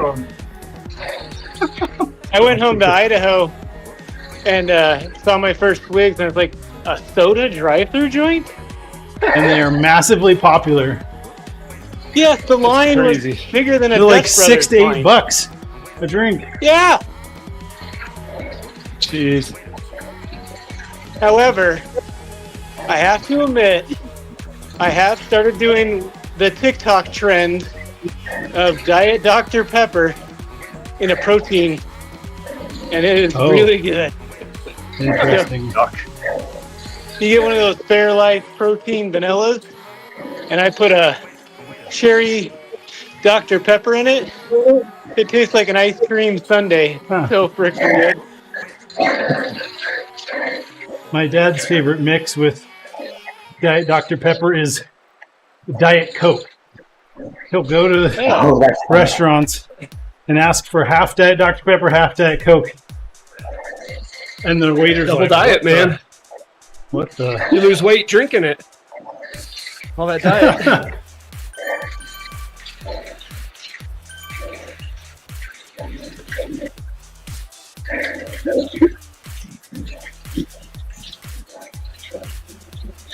I need to be cheered up. I am sleep riding. I feel like I'm sleep riding. Time for a day off. No, I have a story. So this one time, I don't know what happened, but I was sleeping, right? And then I wake up 6 a.m. and I check my Strava. I had already rode 80 miles. I go on my companion app. It showed 80 miles. No joke. Wow. That's a hell of an app. I don't know what happened. Where do I get that? And he claims he doesn't know what the Ant Plus emulator is. Did you upgrade your TT bike? Is the question. No, you would need 0 kilometers for the TT bike, Eric. No, that's true.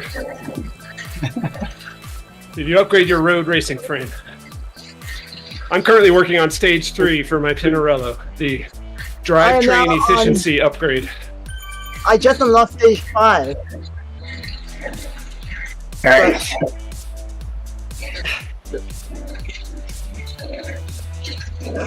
Yeah, I'll hit stage 3 on my SL8 today.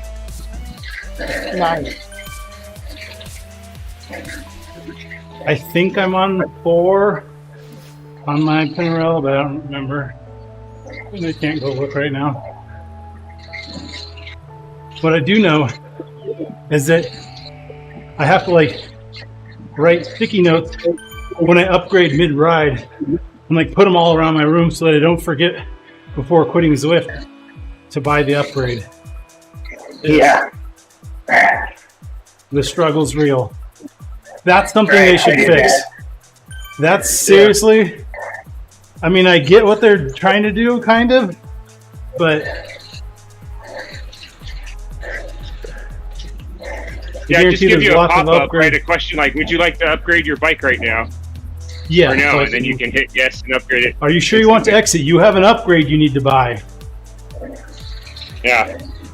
Just let us upgrade while we ride. Yeah, having to stop. One of the two, yes. I told Zwift, with all this new attention in the garage, they really should make it so you can get in and browse frames and upgrade your frame and all that without stopping. It's fine if they want to not let you change frames. Sure.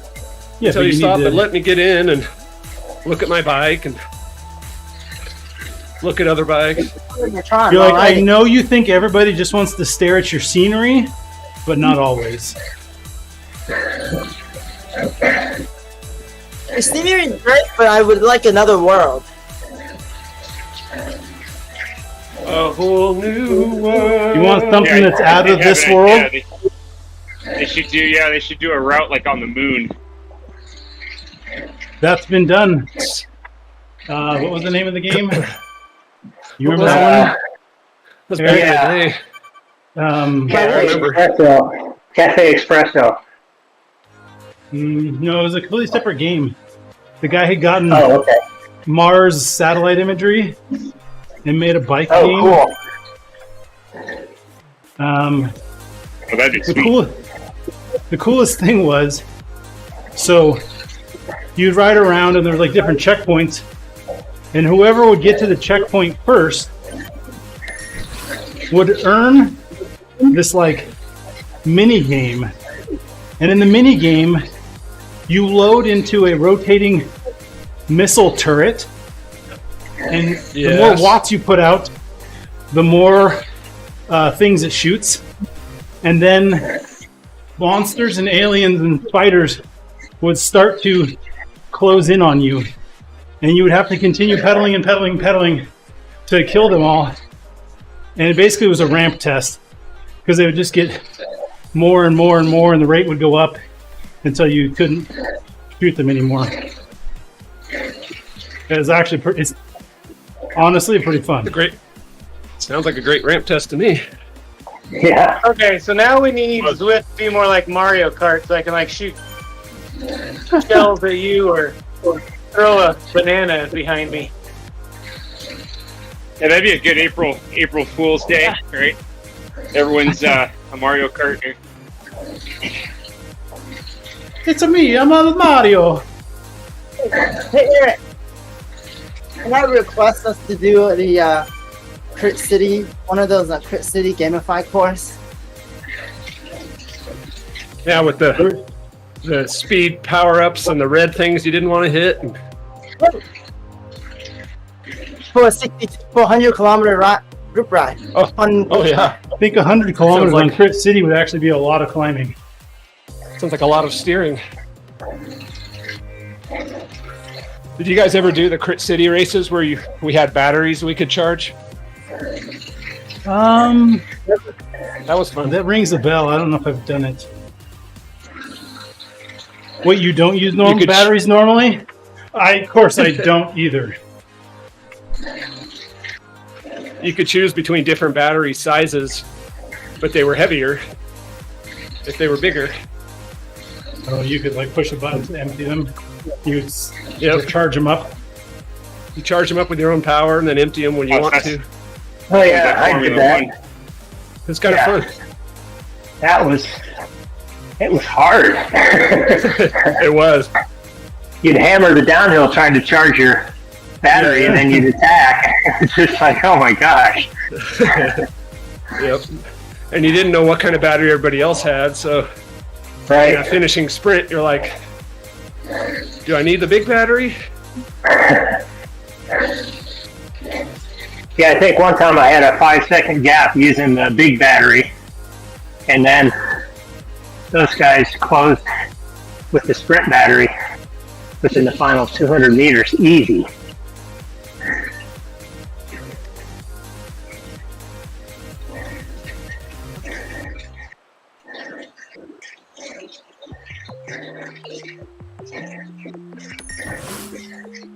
Okay, another, lap and a half? Yep, a little less.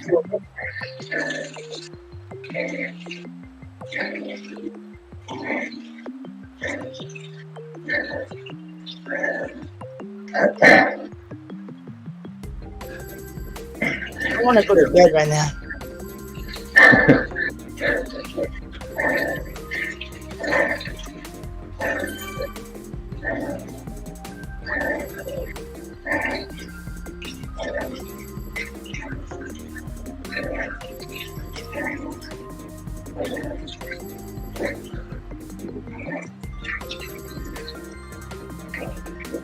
So I wonder for smaller riders if today has been much more difficult than the other week, or if it's just fine if you're in the draft.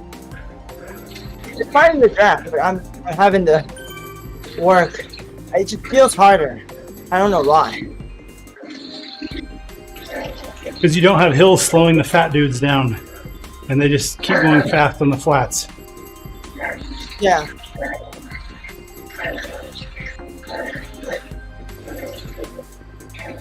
I mean, Mount Fuji's big and all, but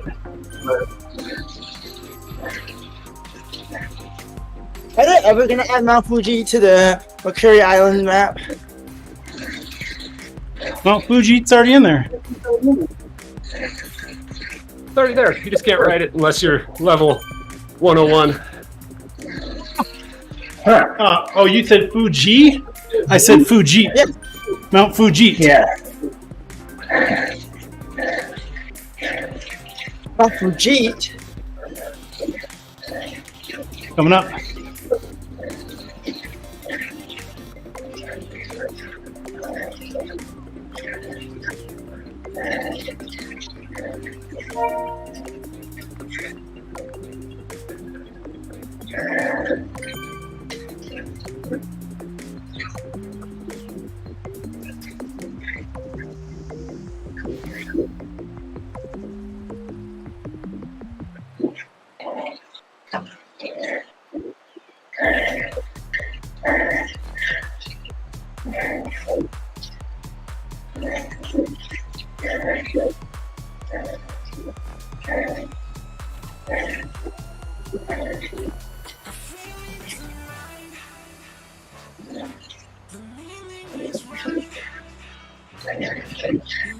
Long ago, not so very long ago.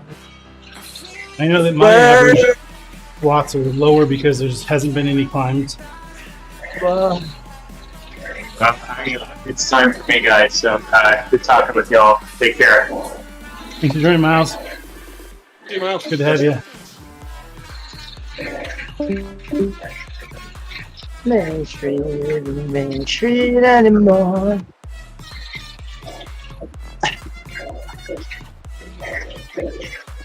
So I saw something on a blog that kind of freaked me out a little bit. I don't know if any of you watch Average Rob. No. Haven't heard of it.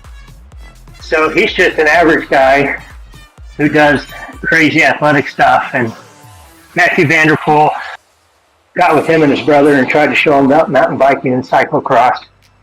Pretty entertaining. So he decided to do the Ironman with his brother, and they both made it. Then they decided to do the Marathon des Sables, which is 250K across the Sahara Desert. Whoa. Wow. Yeah, nuts. Average, So they huh? went- It does it. It must be hot out Average, there. yeah. Oh yeah, it's like 45 degrees Celsius, 140, 100 some degrees. Yeah.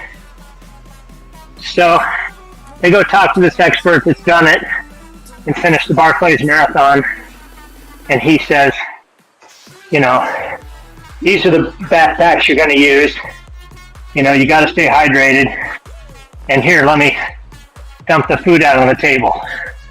And he dumps it out, and it's Snickers bars, peanut M&Ms, all this junk food.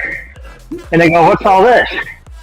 And he goes, if you eat the formulated stuff, you're going to cramp in your stomach particularly. But you can eat this stuff all day and never have stomach issues. I thought that was crazy. I call BS on peanut M&Ms in 45 degrees Celsius. Okay.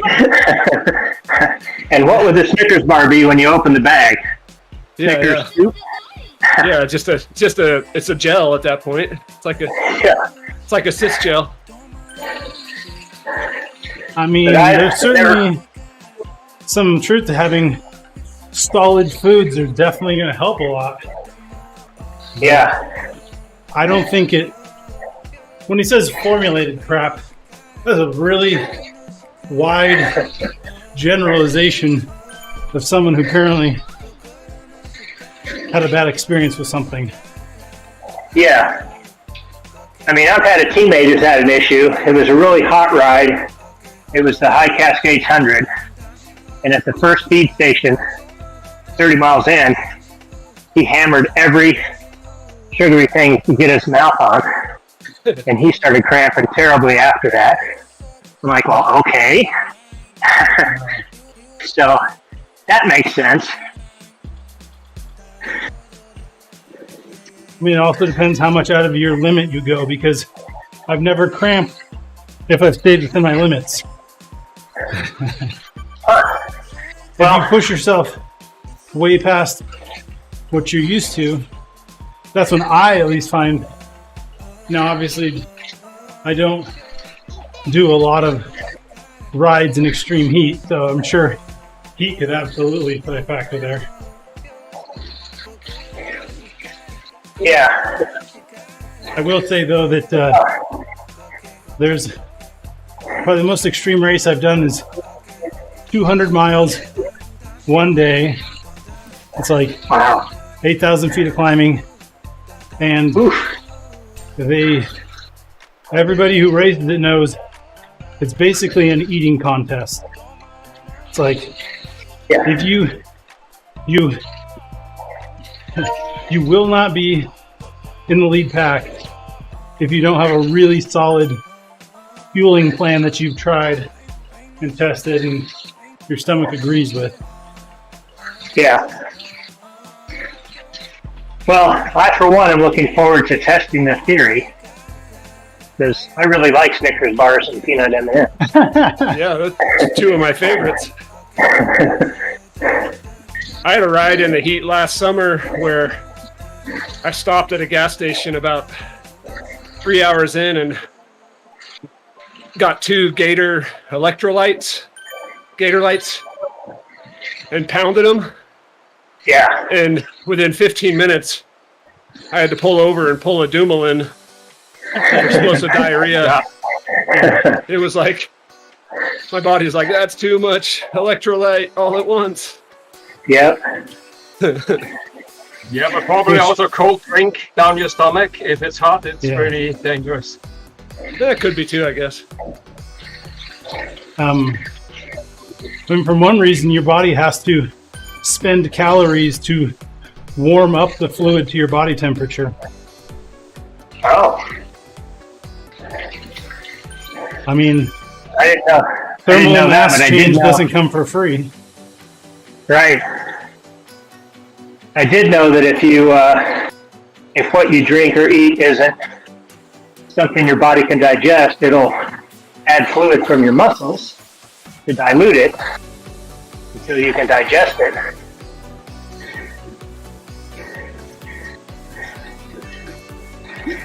I don't think the calorie spend for changing the temperature is massive, but there are studies that show it's just more efficient to take in fluid that's not overly chilled. Okay. Like, what about if, because we all know when you ride in heat, your actual core temperature is up like 3-4 degrees. Mm-hmm. Does your body not figure that out and go, hey, we'll just use this to cool down the core? Because that's how I've always thought about it. I mean, yeah, I assume that helped. I'll say I have not done a ton of studying on this, and most of it comes from my mom telling me this, who's a runner. So I'm not saying my mom's off base. I'm just saying do more research before you use it as your major strategy for fueling. Yeah. When I was stationed in Hawaii, my go-to gas station drink was coconut water. That stuff saved me so many times.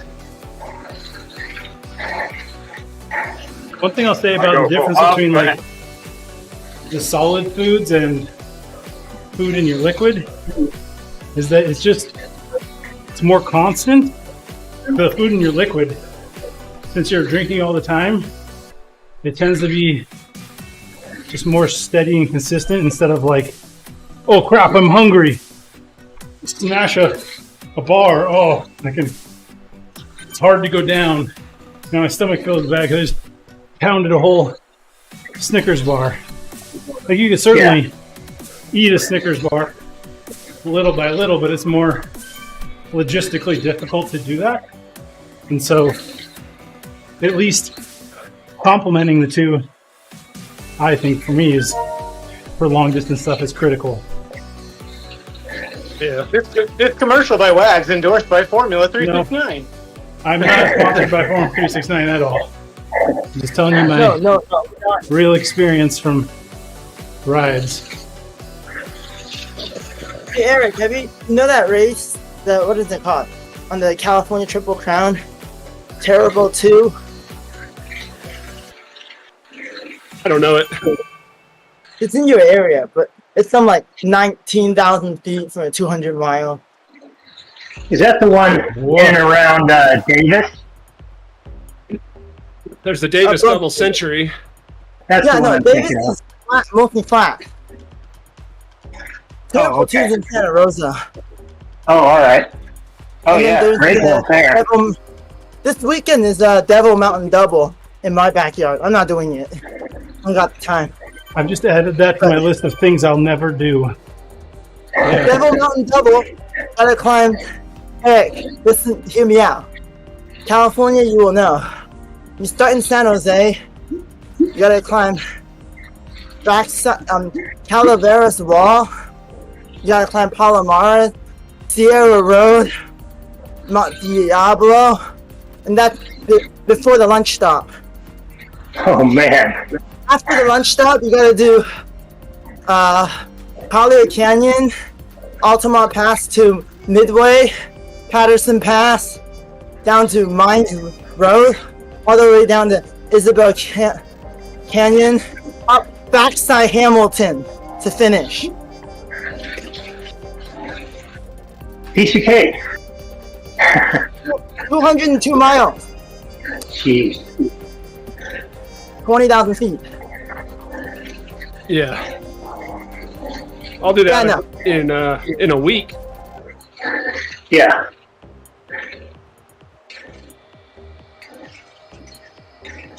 I'm thinking next year, but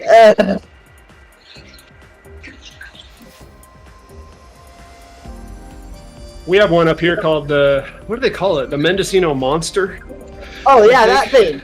Oh god, It's a beast. I've never done it. I don't think you'll ever do it. Yeah, it's fine with me. And plus, I can die happy. Yeah.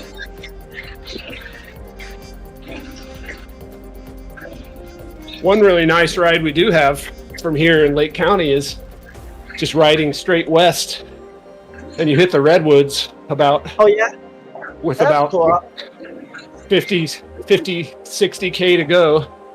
And it's like a slight descent through the redwoods all the way to the ocean. Tell me about 200 miles. 100-mile ride. 200? 100 mile. 100. Oh, that's doable. It's a great century. Really I would nice. do it. Yeah, I would do that. I've ridden that one multiple times for sure. In the forest. Oh, Lorenz, Ufa. Silly.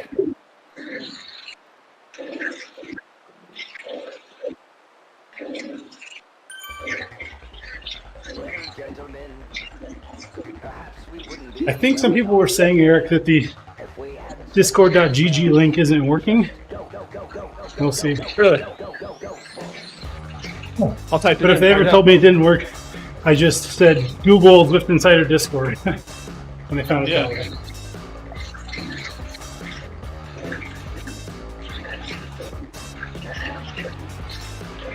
Welcome, Owen, to the live stream. Live birthday ride. Sponsored by Justin. And Zwift Insider is offering 20% off all ads shown on the site for the next 20 seconds for my birthday. Yep. Just go to Zwift Insider /wags to redeem your offer.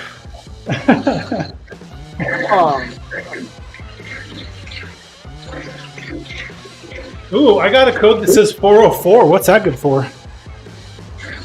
404 deal.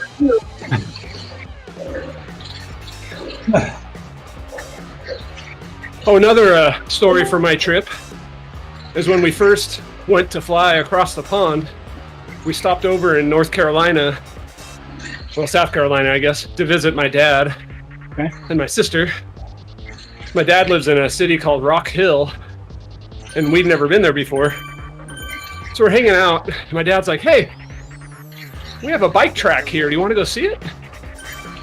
Yeah. I don't know what you mean by bike track, but let's find out. So we go over there. It's an outdoor velodrome. Nice. And it's like a nice one too. Like, that's super cool. And they have one of those in San Diego. Yeah, they do.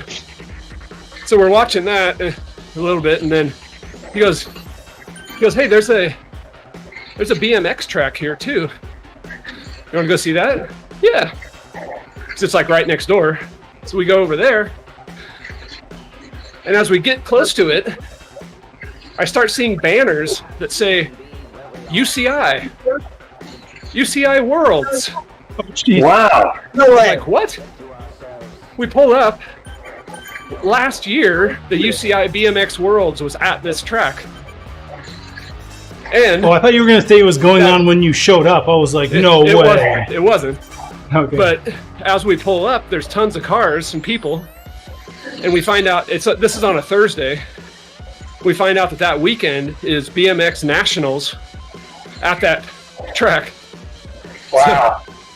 So there's all these riders warming up and like doing practice starts. So we're watching them do these practice starts, and it's like from where the grandstands are, the start thing is on the other side. So I'm kind of, you're squinting a little bit to see. But I'm like, I think that guy who just did a start is wearing a rainbow jersey. I'm like, you wouldn't just wear that at an event like this. Your dad's like, that's an ugly jersey. Yeah, exactly. I'm like, so I look it up, and yeah, he's racing. He's the current reigning BMX world champ. I think he's French, like 34 years old. Wow. Dude, that guy's, his racing record in BMX is crazy. He's won a lot. But it was fun to watch him do practice starts. Dude, he was dusting everybody. Just that ability to get up to max RPM super fast and then just hold the line through that first turn and get in front. It was, what a wild sport compared to, just normal road cycling. It's like the exact opposite. When you said bike track, I thought he was going to take you to like the 3 acres of land in the neighborhood that nobody's bought, and the kids have made a little trail with a couple jumps over the stumps. Yeah, that's what I was wondering myself. Apparently there's some guy who's a big cycling supporter who maybe like 10 years back was part of city leadership and helped make the BMX thing happen, because it's a fairly new track. So Owen, watching the live stream, says, speaking of velodrome, apparently Tucson is building a velodrome. Has anybody heard that? Yeah. Tucson, you said? Like Tucson. It's a nice one. He claims it's going to be a proper Olympic 250-meter track made of aluminum. So it's in progress? Or what's its status? Yeah, I don't think they finished it yet. Okay. I think it's still under construction, but yeah, it should be done soon. Yeah, There's an outdoor aluminum track in Tucson. So you just kind of get fried every time you fall. Like, what is this? Is this so people stuck on the track? So people sitting in the middle can sunbathe. The aluminum concentrates the sun rays into the middle. Cook fajitas afterwards.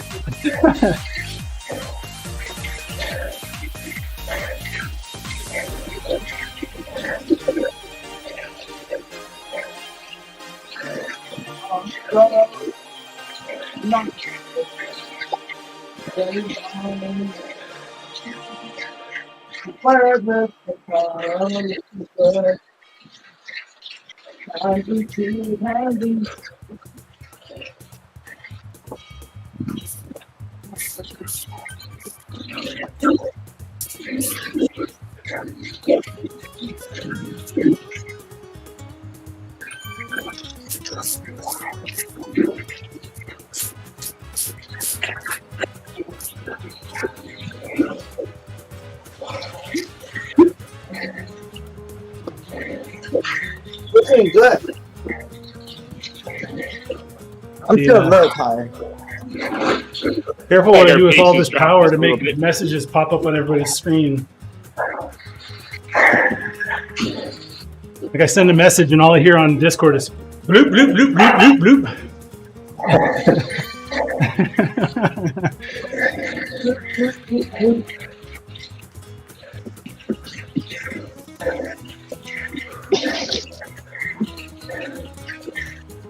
Don't worry, I'm sure Eric will take away all this power next week.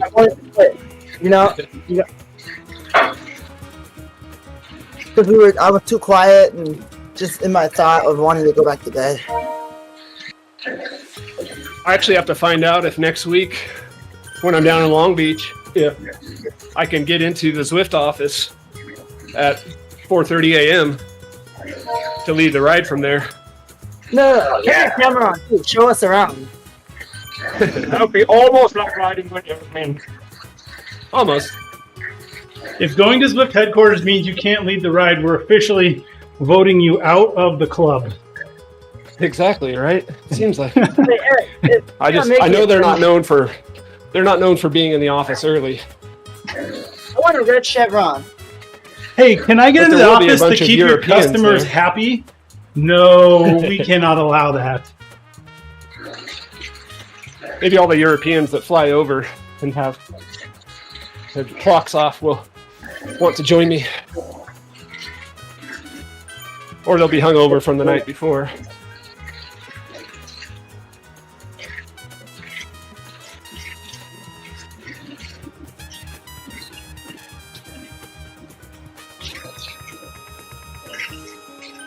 The website for that Tucson Velodrome is TucsonVelodrome.com. All one word, no hyphens, dashes, or anything, all lowercase. TucsonVelodrome.com. Weird domain. Must have really been stretching to get that domain name. Yeah.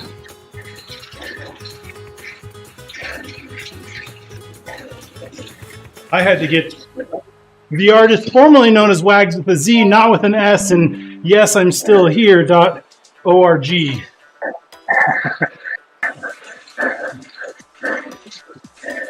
Double Wait, wags. nope. Only .biz. Sorry, that's all I could get. Wait, let me change my last name to Wag. Then we'll have two double just in one. Yeah.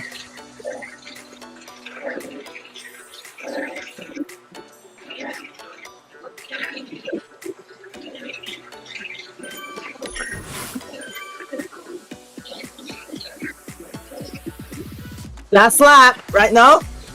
No, we're not done yet. Not last lap. Last 13.4K. Technically, the lap starts when we come around and go the other way through that banner.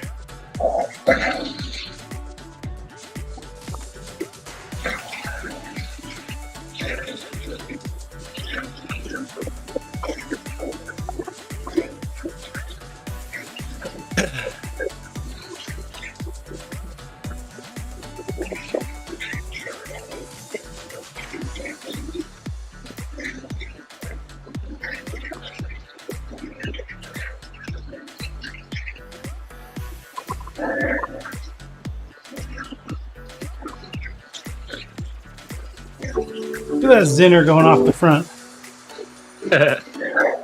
Oh man, what is he doing? Arrow power up. Clearly he's new here.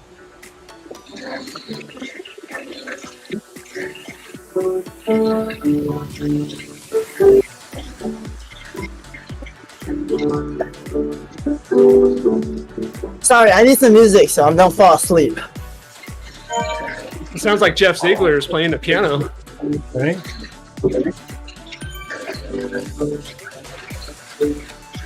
His daughter has a piano I'm just lesson. surprised you've been going this long without music. I always have music. No, I always put music on.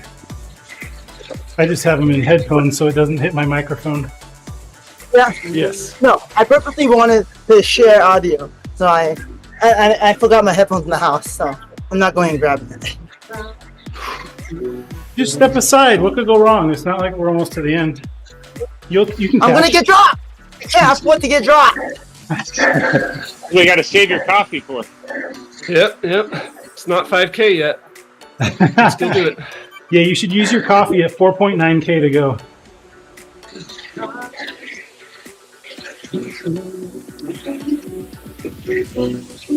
Surprised nobody called me out on that. Yeah, they'd have a hard time doing 5.1K? Should have been 5.1. No, because all of them stop at 5K. Yeah. So even if you dropped it at 5.1, it would stop at 5K. It stops at 5. Yeah. This music is very fitting for this course.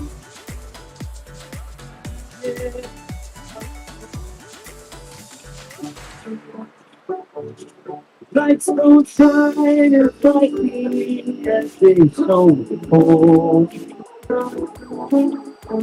Yeah, you could like so tired of all.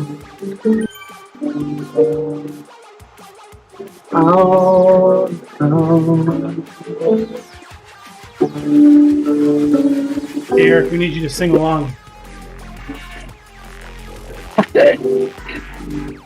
You should know this song. This is from Car, from the original. Just like it's always done. Yes, James Taylor, right? Yep. Sounds like it. That guy's a stud. It is a pretty song. This is a pretty song. It doesn't sound that great through the Discord mix, but No. it is a pretty song. James Taylor plays fine Olsen guitars. It's my dream guitar. Oh yeah. I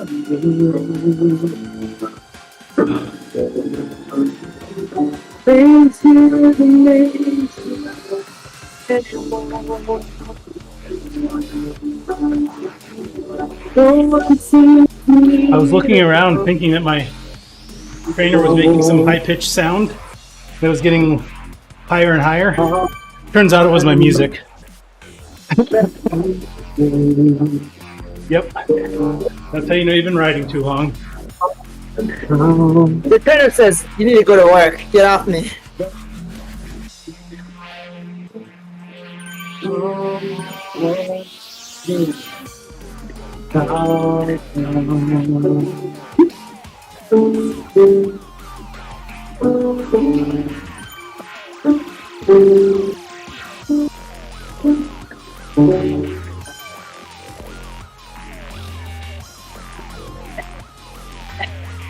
Any other requests?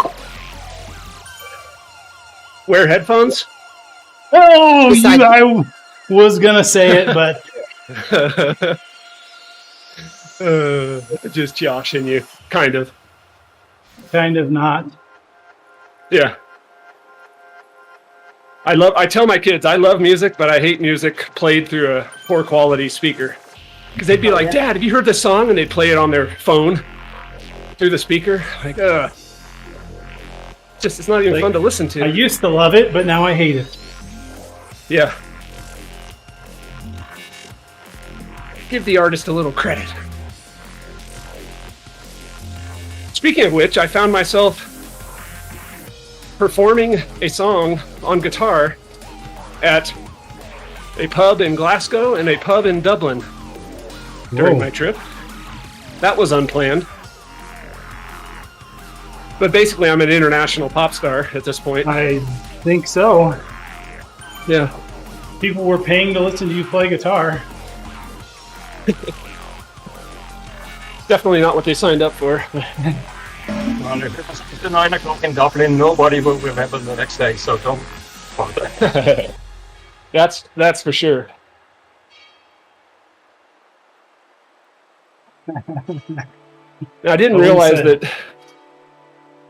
that performers in pubs were so into, they get to know the crowd and they start connecting with you and chatting with you, and both times they like, hey, do you sing? Oh yeah, okay. Do you play guitar too? Oh, okay. Then they start asking if you want to play. And after a while, both of them, like, I had no desire to play. It's not like I asked them if I could. But both times they kind of asked so many times that I felt rude not doing it. Like, I didn't want to be the rude American. So, okay. I'd be like, trust me, you don't want me to play. Yeah. So the guy goes and collects his concert money and just leaves, and then you're on stage. He says, "Sweet, I'll take the check. You got the rest of the night? I'm out of here. Break. Gig number 2, here I come."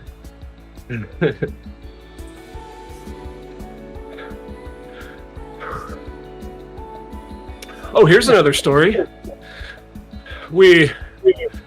Let's see, what town was this? We were on the train heading into Glasgow, Scotland, and my wife notices there's a few guys sitting together, all wearing like football jerseys, soccer football jerseys, blue ones. She goes, "Hey, I wonder if they're coming into Glasgow to watch a game." We're like, "Well, let's look it up." So I start doing a little research. Come to find out, there's a Europa Cup quarterfinal in Glasgow happening like an hour later. And I go, "I wonder if there's any tickets." We went. Nice. I found the only 2 tickets, the only 2 seats next to each other. There was maybe 15 open seats in a stadium of 60,000. Whoa! And two of them were next to each other. I bought them. Dude, it was so cool. I mean, I'm a big soccer fan anyway, football fan, but I'd never been to a game in Europe. It was super fun. My wife and I went to a game when we were in Brazil nothing like anything in America. When we were like almost singing and afraid for our lives. Oh yeah. Yeah, I could see that. I told Monica we're not separating here. It was a little sketchy. And it's a terribly designed stadium. There's only one road in and out. And it takes a long time to get in and out of the stadium itself. So it was just terrible. Yeah, well, there's no parking. And you can't even get an Uber afterwards because there's only one road and there's 60,000 people walking down it. It was mayhem, but totally worth it. Super fun.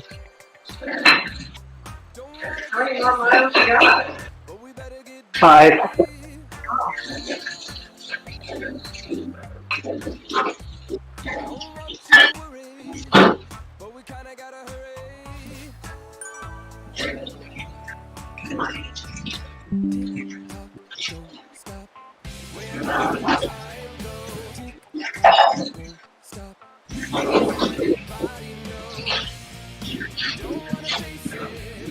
Well, I for one am glad that the pace was a little lower this week.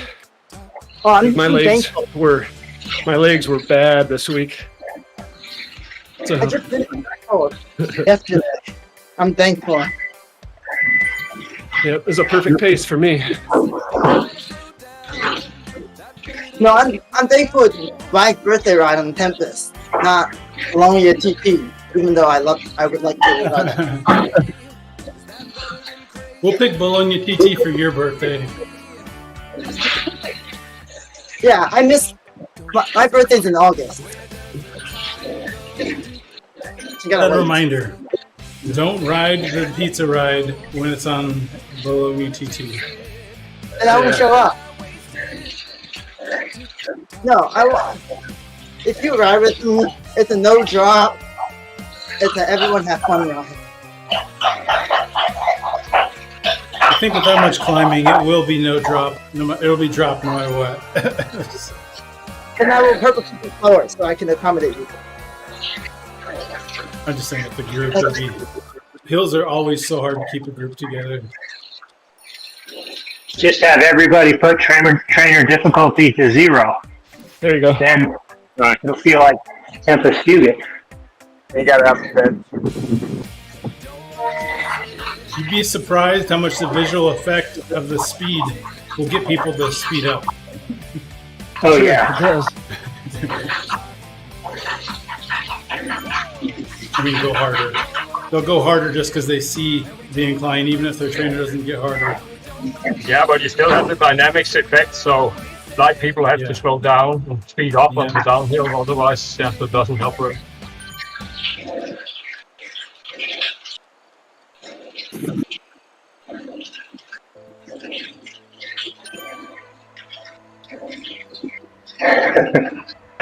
I see a few copycats. It's about that time. Yep. So how close to Mount Fuji are we gonna end? It's gonna be close. It's gonna be before it. I don't think we'll make it all the way back. I don't know. We've done this 1,000 times, Wax. Yeah, but not. I have never paid attention to the number of kilometers. I was just time based. So. Okay.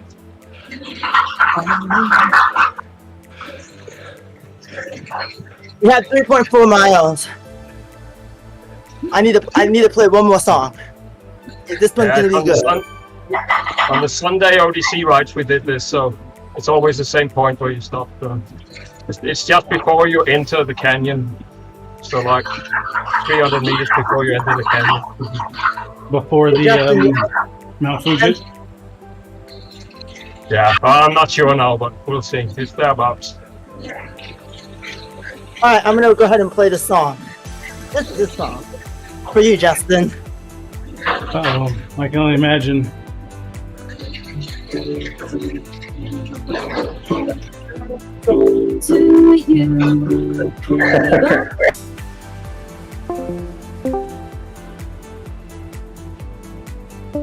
Oh, what happened now?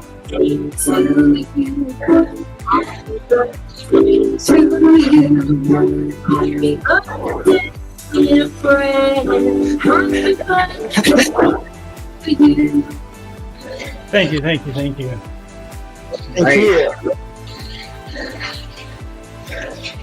I hope you all enjoyed that. Was it Marilyn Monroe or?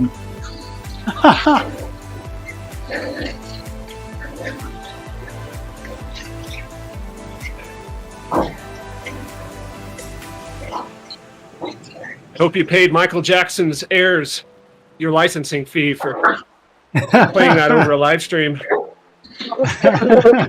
Yeah, you're gonna get my live stream banned, bro. It actually is a thing. Like picking non-copyrighted music is a serious challenge for recordings and live streams. It is. Your birthday is a non-copyrighted song. No, it is not. Really? So people can perform it, but if you use an artist's recording of it, then it's still copyrighted. So if I sing it, I think it's the performance that's copyrighted, not necessarily or it could be the music too. I don't know. Certainly the performance. The actual music is too, but I think basically they don't prosecute singing it in your house. But technically, based on music copyright law, which is a lot stricter than people realize. Yes. Just performing it in public, which would be singing it in public, is something you're supposed to have a license for. Yeah. I read though they changed that. There was a ruling that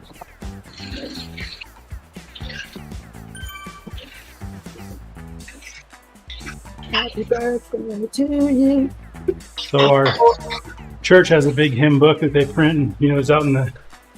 Everyone uses this thing, but they have a digital version of it too.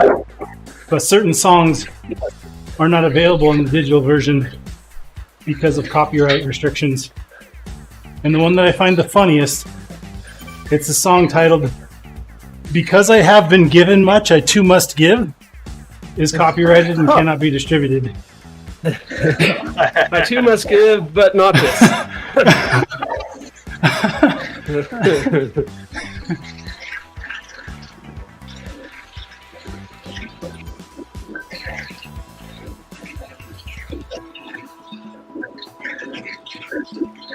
There are songs do eventually expire from copyright and become common domain, but that takes a long time. Which, for those of you also don't know, that's the same thing with patents. Patents by nature This is true. don't have a lifetime. I think patents last or have less of a life than copyrights do. Yeah, it's only 20 years, and normally from grant to expiry is within 10 years. So. Upa's a retired patent lawyer, or not in patent law, so it's... I was an insult. I was a patent examiner, examining the work of patent lawyers, which are the scum of the earth. Okay, sorry, I did not mean to offend you. He was a patent examiner. He's gonna drop me on the next ride because of that one right there.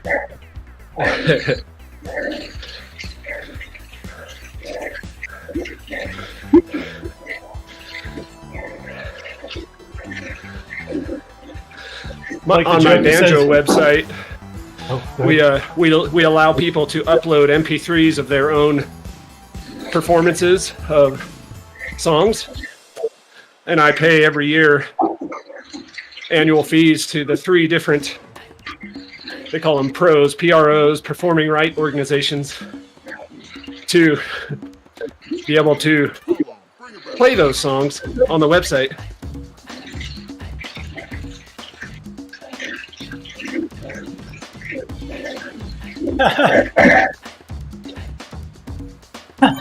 There's apparently a Weird Al song titled "Don't Download This Song" that he only released digitally.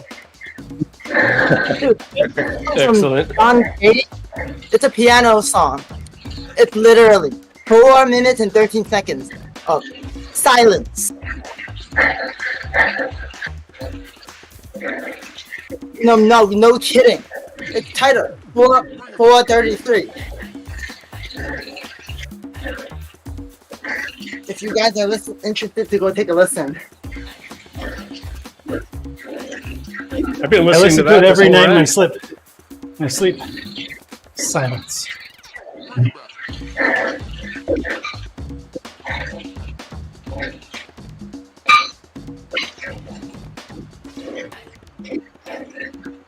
Are we leading Wags out for a birthday sprint win? Oh, there we go. Can we do it? No, it's my birthday. You have to actually contest me. I don't want it handed to me. At least pretend to contest me. Okay. Justin versus Justin. There we go.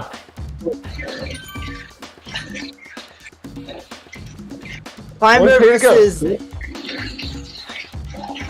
Or 700 meters to go if I look at the rider list.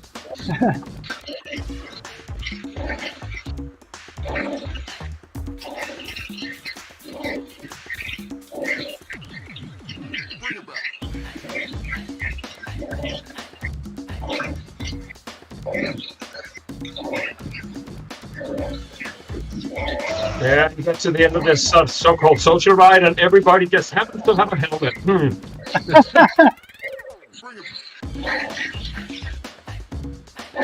I only had a van, sadly.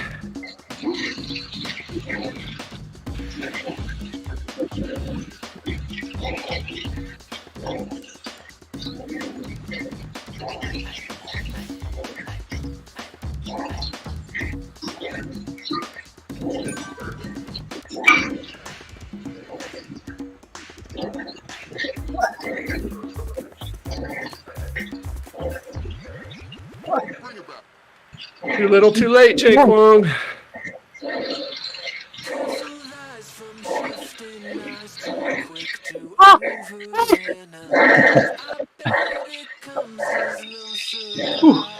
Well, thanks, Eric, for hosting the ride. Appreciate it. Glad to have you back, Eric.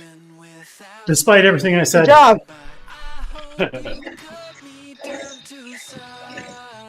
Hopefully sometime in the future I'll make another one of these rides. The time and the miles pass pretty quickly. Yes, they do. Yeah, good way to clock some endurance work.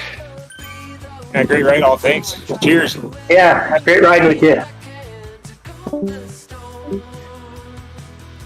Take care. You go. I'm gonna stay here. But I'm gonna go look for somebody to raid on Twitch. Let's see who's online. Nighters. All right.